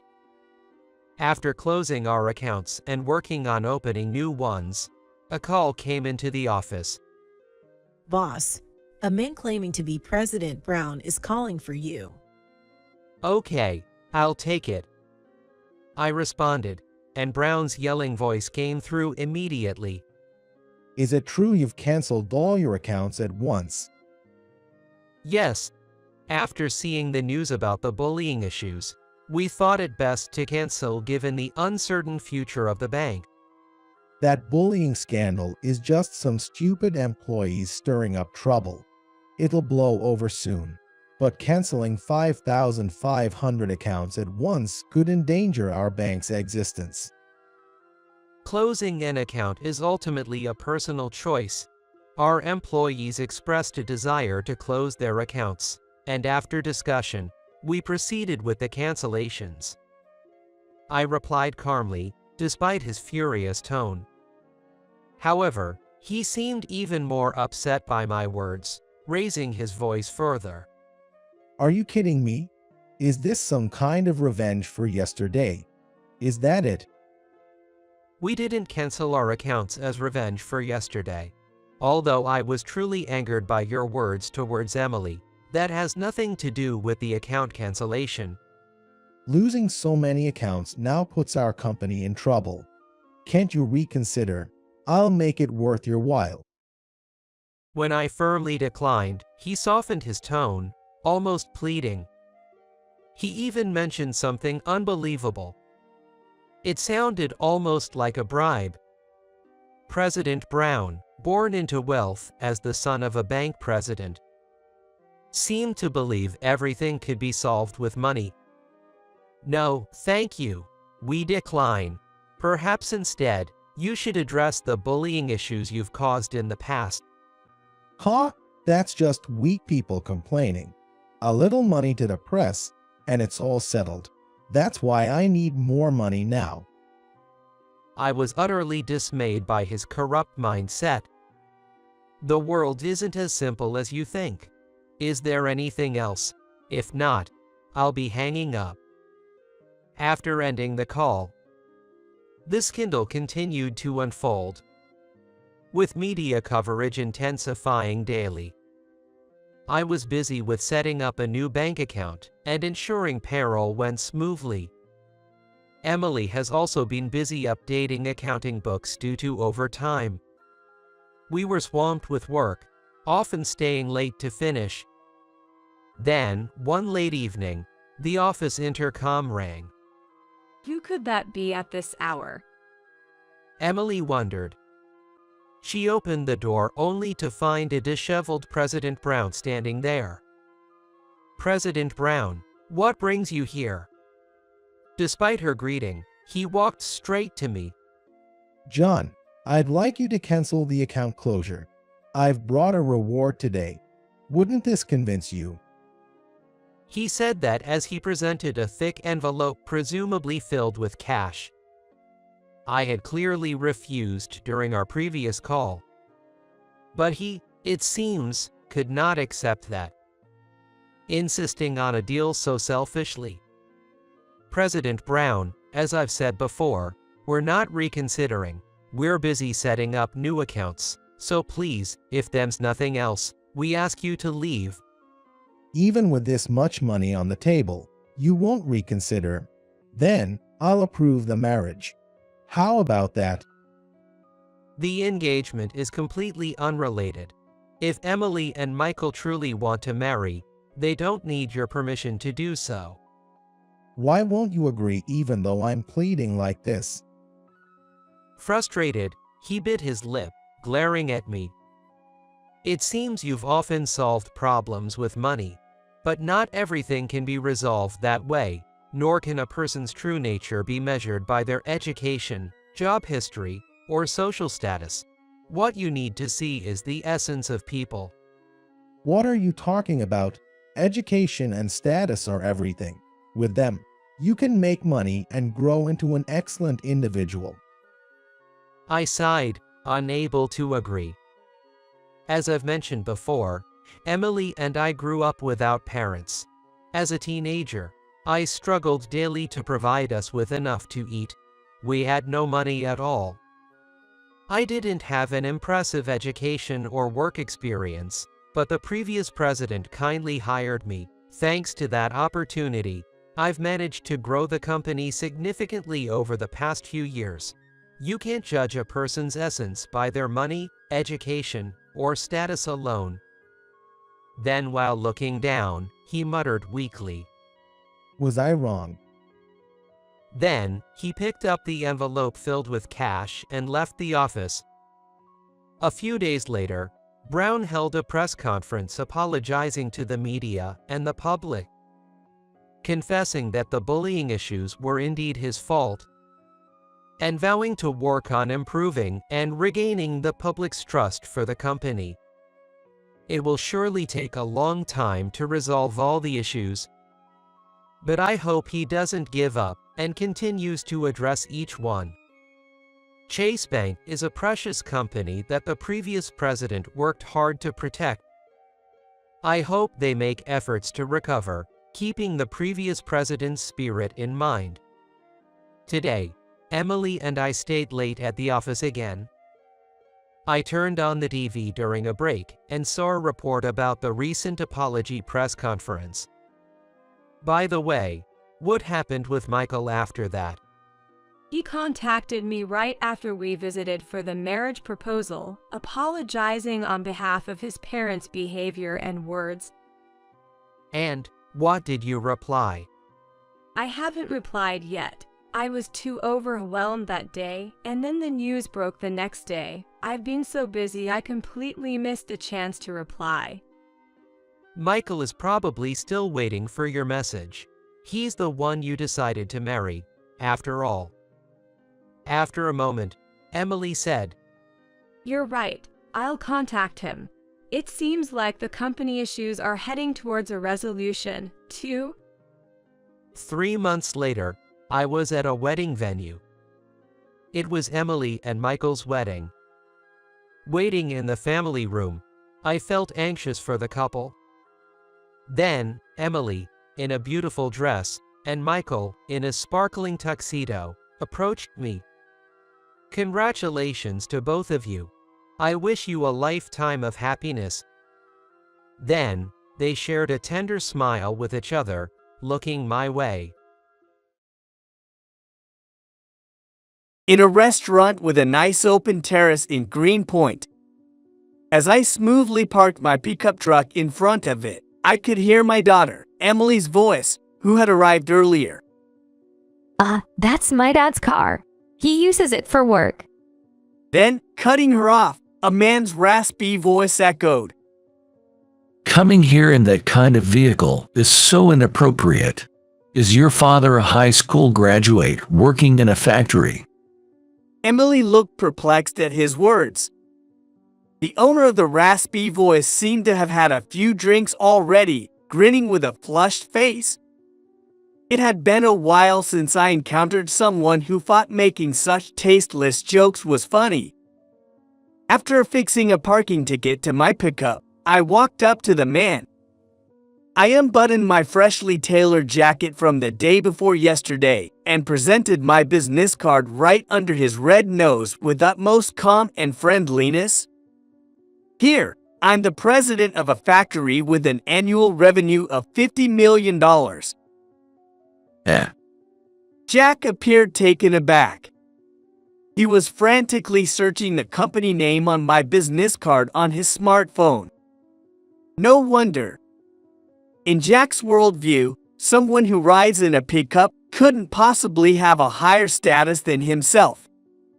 Then, as if introducing myself, I began to recount my life story, answering his questions. My name is Victor. I'm a 63-year-old factory owner. The factory has grown significantly over the years, and so has the number of employees, but it took a lot of twists and turns to get to where I can talk about it like this. The story goes back to my childhood. Born as the son of a poor textile mill owner in the Midwest, I spent my childhood in hunger. I was born in the 1960s, a time when inexpensive and durable cotton products were being produced in large quantities in the U.S., causing the value of traditional textile mills to plummet. With that income, we couldn't make ends meet for the whole family, and there were times when my father had to kill a chicken that came into our yard to provide for our dinner that day. I was ordered by my father to do it several times, and the sound and the feel of it are still with me, making me recall those moments whenever I see chicken meat. One day, when my parents could no longer bear it on the factory's income alone, they started saying they were going to a community meeting, leaving me at home and not returning until late at night. The next morning, I would find a pile of flyers at the entrance. They were flyers for an invitation to join a new religious movement. Looking back, I think they were getting paid incentives by the cult for working as recruiters. What started as a recruitment effort for survival gradually consumed my parents' spirits. Every election, my mother would repeat in a frenzy, Believers will be saved. So, if you vote for that party, everything will be saved. That's right. If you give up your desires, you'll be liberated. So, you too. It was always like this. No way could I have a proper life in such a home. I needed to leave. I'm thinking of leaving. Why, aren't you happy just being here? I'm just fed up. Don't you lack faith? Did you do your duty today? If you do your duty, you won't have to think about unnecessary things. I'm leaving anyway. Saying that, I packed my things and stormed out of the house. It was the night of an 18-year-old, just a bit away from graduating high school. The spring wind was blowing fiercely. It wasn't that I had nowhere to go. I had jotted down my uncle's address and phone number in my notes. My uncle, living in Fresno, was single but had been concerned about our family since I was young. Whenever something comes up, give me a call. I feel like I understand what you're going through. My uncle often told me that. Entering a phone booth, I dialed his number with trembling fingers, and his gruff voice answered, Hello. Hello, who's this? It's Victor. Victor. What's going on at this hour? Well, I've run away from home. There was a brief silence as if my uncle was thinking, but then he said, Got it. Come to my place. I'll take care of you. Soon after, I took a slow train to Fresno and ended up rolling into my uncle's house. My uncle was an electrician by trade and was often out during the day. The house was scattered with various tools and parts, like wire cutters and wrenches. What caught my eye, however, was a box-shaped machine fitted in the back of the room, unlike anything I had seen before. This box had knobs of various sizes on it. Once, while my uncle was away, I turned the knobs. Suddenly, a loud noise unlike anything I had heard before, along with intermittent faint beeping sounds, started coming out. Interested? Wow. I turned away in embarrassment as if caught in a misdeed when he spoke from behind me. However, my uncle was looking at me with excited eyes. It's called ham radio. With this, you can communicate with people all over the world. How about that? Isn't it cool? With people all over the world. Yo, that's right. You can have conversations with people on the other side of the earth through invisible signals. If you want to know more, I'll teach you everything from scratch. From then on, I became addicted to ham radio. I clung to my uncle day and night, fascinated by this strange box I had never seen before and the sounds from the other side of the globe that came from it. When my uncle was out, I would spend the night in front of the radio, deeply engrossed in communication, often realizing it was morning before I knew it. That's when I started helping with my uncle's work. I would hop into the passenger seat of my uncle's pickup truck and travel around Fresno for electrical work. Since the pickup didn't have a car stereo, my uncle would bring a radio into the car, teaching me various things in tune with its broadcast. I think more than half of the important things in life I learned in those conversations with my uncle in the pickup. Listen, Victor. The key is to think calmly. No matter how tough the situation, analyze the current state, identify the problems, hypothesize, and then test. If you can do this, you're not likely to fail. However, my uncle passed away due to an unforeseen accident during construction work. I couldn't get the details from the contractors, but it seems my uncle became a casualty trying to save a colleague who had made a mistake. I felt an unbearable sadness and frustration. The irony of my uncle, who had dedicated his passion to his work as an electrician, dying because of electricity, was not lost on me. With no other relatives, I inherited my uncle's house and a pickup truck. This left me alone again. But it was different from when I had left my parents' house. I was now equipped with the skills and knowledge of an electrician that my uncle had taught me, and more importantly, a belief and love for my work. Finding a job wasn't hard. The semiconductor boom was happening at the time, and the United States electrical industry was still vibrant. I interviewed at several factories, and was eagerly recruited by all for my demonstrated skills. Eventually, I got a job at one of the largest factories, a name familiar to anyone, though in hindsight, I think it was a mistake. Within a few months, I had adapted to the work itself. It was a simple task of inspecting parts carried by a conveyor belt, a no-brainer compared to electrical engineering work. However, the real problem lay elsewhere. It was the constant berating and physical punishment from the factory manager. Whenever he was in a bad mood, he frequently stopped the line and called me over. Victor, come here. Yes. What's with that attitude? You look bored with your work. Yes, I'm sorry. You probably think anyone can do this simple job. Don't get ahead of yourself. I'm the one employing you. You're still half-baked. Yes, I'm sorry. Sorry isn't enough. Show me with your actions, And with that, I'd receive a slap.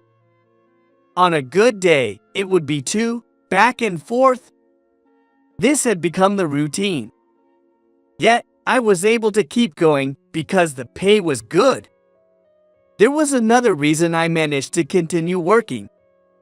It was meeting a woman who was in charge of the factory's accounting at the time. Her name was Ashley.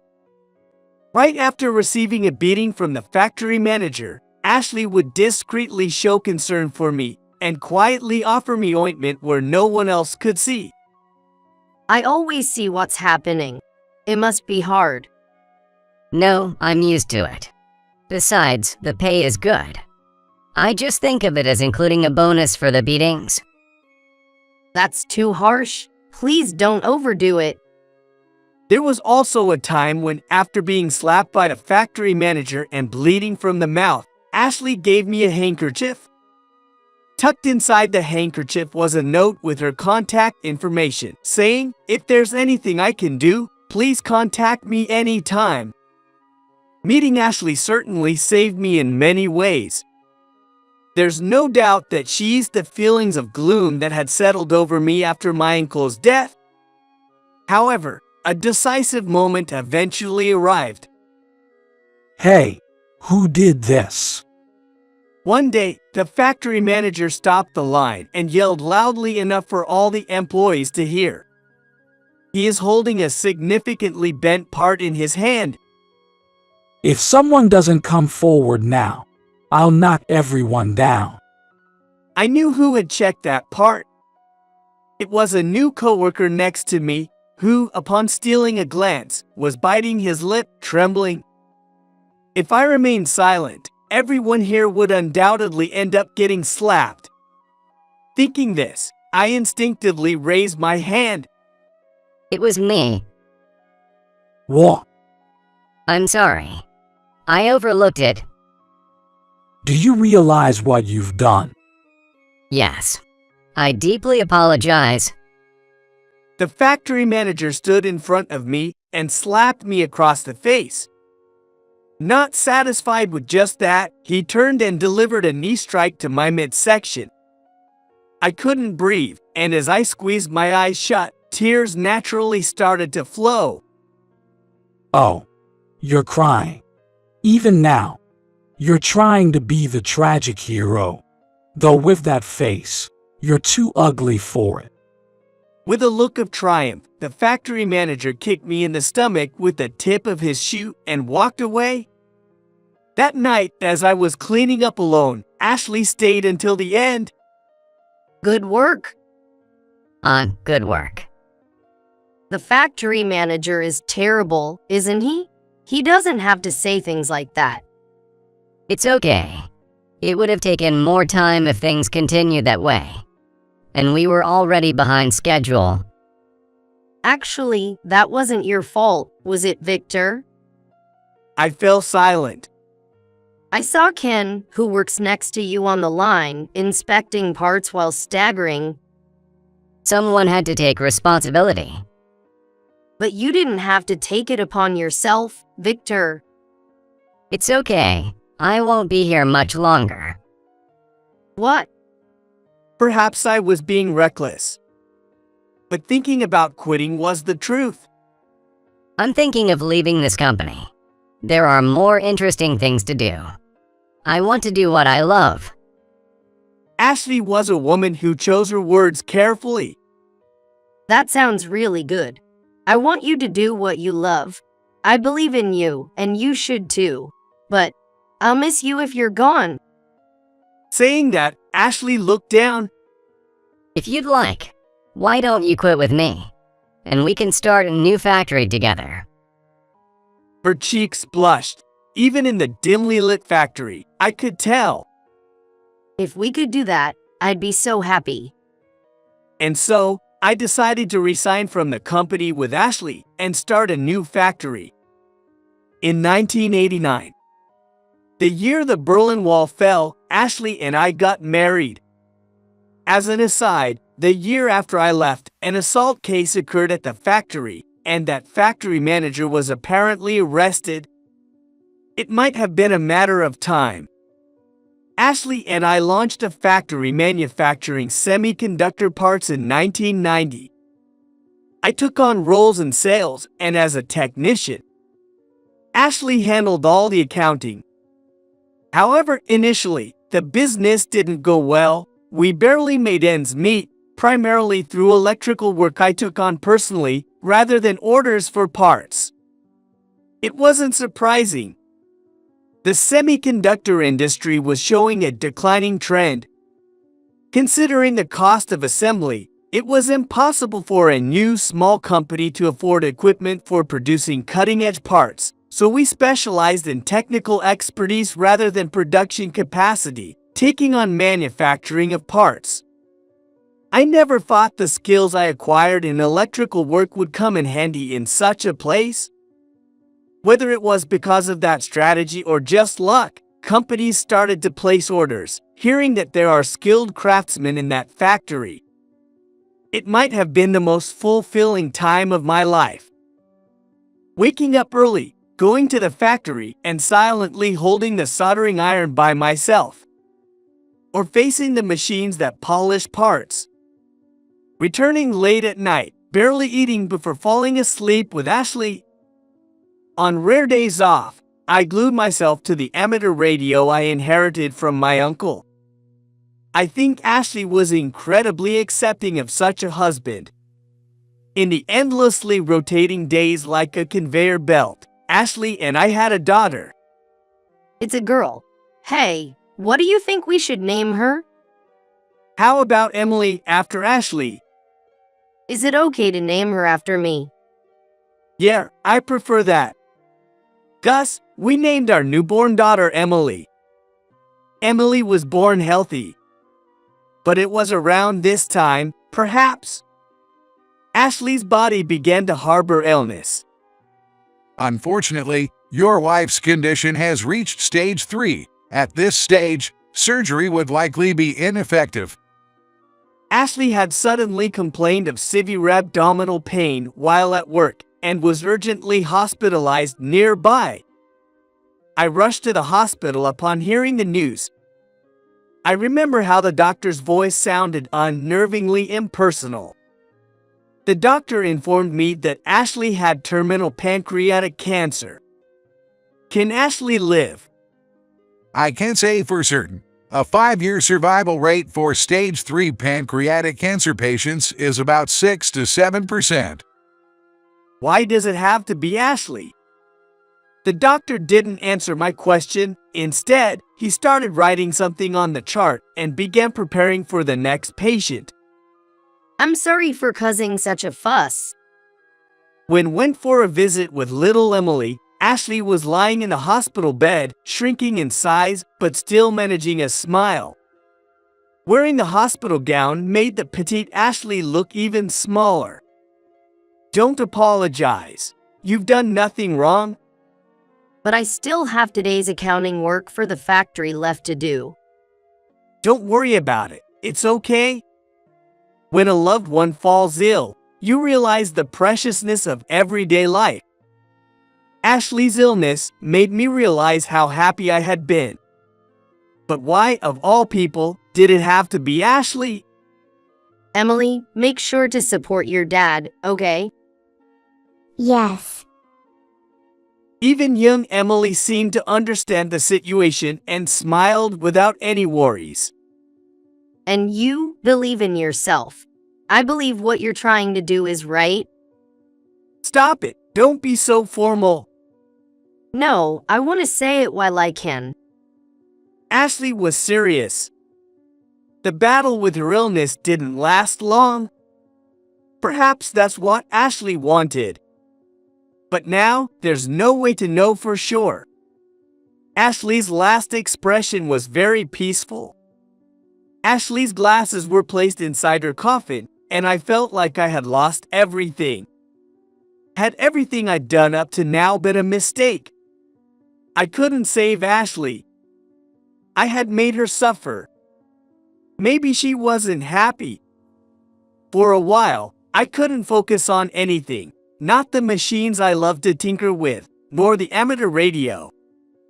The world seemed gray. Suddenly, while looking at the factory machines, I wondered what would happen if I stuck my head inside one of them. The machines I once loved and obsessed over now looked demonic. During those days of depression, I began to drown in alcohol. I knew I had to work, but my body wouldn't move. I started drinking from the morning and continued in a daze. Our savings ran dry, and without Emily knowing, I borrowed money from the newly popular consumer credit ATMs. Surprisingly, it was too easy to borrow money, which only made me feel more lost. I even thought it might be quicker to gamble with that money. Or I considered the worst case scenarios. When I came home in a daze, the amateur radio was emitting noise. Perhaps the switch had been turned on by accident. But when I went to the room with the radio, Emily, who should have been at school, was standing in front of the desk, looking apologetic. I just touched it a little, and now it won't stop. I felt an overwhelming love for Emily. As soon as that thought crossed my mind, tears started flowing. I'm sorry, I haven't been able to do anything even though you're here, Emily. But Emily, unfazed by my sentimentality, was staring intently at the radio. Dad, what is this? Oh, this is a magical machine that lets you talk to people all over the world. With people all over the world? Yes, you can have conversations with people on the other side of the globe using invisible signals. If you want to know more, I'll teach you everything from scratch. Really? Teach me. Listening intently to the sounds coming from the radio, Emily's eyes sparkled with curiosity, and I saw a reflection of my younger self in her. That's right, Uncle. I remembered what my uncle taught me in the pickup truck. Listen, Victor. The key is to use your head calmly. No matter how tough the situation, analyze the current state, identify the problems, formulate hypotheses, and then test them. If you can do this, you'll rarely fail. My gray everyday life seemed to gradually regain its color. From that moment, I temporarily paused my electrical contracting work and shifted our core business to the manufacture of electronic machine parts. I focused on computer components. As personal computers became more widespread, I believed that an era was coming where everyone would carry a small computer with them at all times. Although we had fewer than 10 employees, they all respected my decision. About 10 years after deciding to shift our business, my factory was known in the industry for its high technical capabilities, becoming a well-regarded establishment among those in the know. The rapid growth of my factory in such a short period was largely due to the overall growth of the computer industry, especially the emergence of the smartphone in the United States. which experienced explosive growth. My factory had been developing small components for computers, but we adapted these components for smartphones, and the demand for these parts was tremendous. At that time, my daughter Emily was about to enter high school. She had been studying at a local public junior high school, where she consistently stood out for her academic performance. As a parent, I felt proud every time my daughter brought home perfect scores on her exams. When Emily brought home materials from a certain high school, Dad, actually, I want to go to this school. Looking at the materials, it was a prestigious private girls' high school affiliated with a well-known university. I was pleased that my daughter was thinking about her future so independently. At the same time, I reflected that supporting her through this application process was also a parent's duty. That sounds great. You should apply. Really? Are you sure? Is there a reason not to? Well, there's the tuition fee. Understanding Emily's concerns, I reassured her. Don't worry about money. Things are different now. The economy is good. Covering the tuition for one child isn't a big deal. Hearing this, Emily's face lit up with genuine happiness. And so, Emily successfully passed the entrance exams for the high school. However, this also meant that we would be spending thousands of dollars each year on tuition fees for the next 10 years. I braced myself for this. But my worries turned out to be unfounded. One day, as I was heading to work, one of my employees was frantically talking on the phone. Thinking it might be another weird complaint, I checked in only to find that the call was actually about something incredibly positive. What's going on? Boss, you won't believe it. That big corporation wants to use our components in their new smartphones. What? That big corporation was already a giant in the smartphone industry by then, although at the time it was still a name only known to a select few. Becoming a supplier for this company meant betting on a major business opportunity. What did they say on the phone? They said they'll be visiting us soon and want to meet us in person to discuss. We can't just sit here. Let's get ready. Everything went smoothly, and I successfully signed a contract with the corporation. The contract was worth millions of dollars. I was overwhelmed by the unprecedented amount, but knowing that this would allow me to provide for Emily filled me with joy. The fact that something I had created was in the hands of so many people still felt surreal. Uncle, I did it. Ashley, we did it.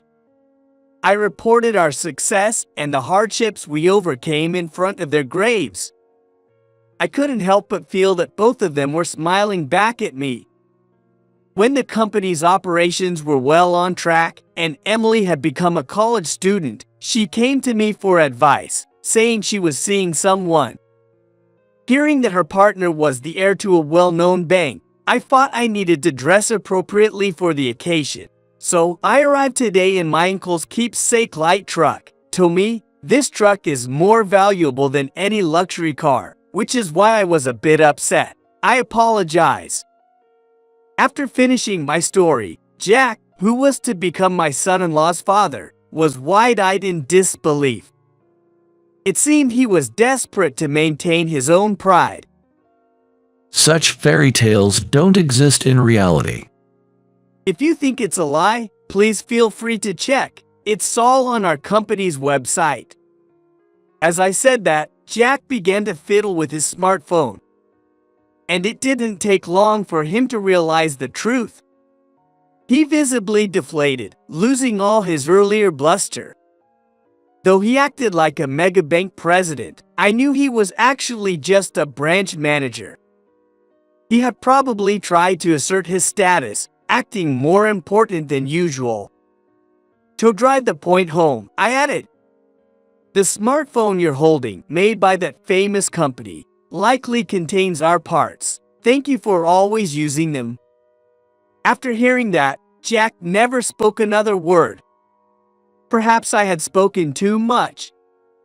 However, surprisingly, Jack's relatives seemed to take me in a positive light. Except for Emily, who seemed dissatisfied with how things went and chided me in the car on our way back. You didn't have to say all that. Really? Sorry. But wasn't he the one being unreasonable? If we let that slide, it would be like denying your mother's existence too. No, I was happy you talked about it.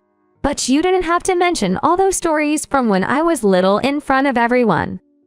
Emily's face turned red, embarrassed. I see, but those things are important to me. Uncle, your mom, and you. You've all supported my life. I wanted to convey that properly. We both fell silent. The good thing about the light truck is that its engine noise drowns out any awkward silence. Feeling the oil smell and hearing the engine sound always brought me peace. I'm thinking of calling off the engagement with him. Is that so? The father was one thing, but his son seemed decent enough. Yeah, he is decent, but sometimes he treats me like a secretary or a maid, asking me to fetch things or memorize his schedule. I don't want to live like that. Emily looked gloomy. And actually, I really want to become a researcher in engineering, not just graduate college. I want to create new technologies to make people happy. But he doesn't seem to support me becoming a researcher. Maybe because I'm a woman. Live the way you want to? I remembered what Ashley had once told me. Believe in yourself. Do what you love. I believe that what you want to do is right. I felt I understood how Ashley felt when she said those words to me. Time passed, and as expected, Emily's engagement fell through. Having their pride hurt was probably not easy for the other family. Emily seemed somewhat relieved when she told me it was over. To the world, it might seem like she missed out on a golden opportunity, but real happiness lies elsewhere. Afterward, Emily graduated from college and decided to go to a graduate school in the United Kingdom. Though I had braced myself, saying goodbye was still hard. Don't look so gloomy. It's not like we'll never see each other again. But still, seeing your daughter leave home is... Okay, I'm going now. Take care. Be careful. Call me if anything happens. Waving goodbye, Emily went through the boarding gate to her flight to the United Kingdom. Months after that farewell, though I had acted strong at the airport, I found myself feeling a profound sadness in Emily's empty room. To distract myself from the loneliness, I turned to my amateur radio. It's a long-standing habit that felt like a part of me since moving in with my uncle. Hello CQ, hello CQ, hello CQ. This is Ya4TOC. If anyone is listening, I'd appreciate a call back. Over. Soon after, I received a response from a station in the United Kingdom. It was a woman's voice. Hello CQ, hello CQ, hello CQ. This is W2YA7KR. Go ahead. I wondered when she had gotten her ham radio license. At first, I thought I had misheard because of my loneliness. But there was no mistaking it. I responded with my whole being to the voice of my beloved daughter, coming through this magical box. W2YA7KR, thank you for your response. I'm so glad to hear you're doing well. Love, your father.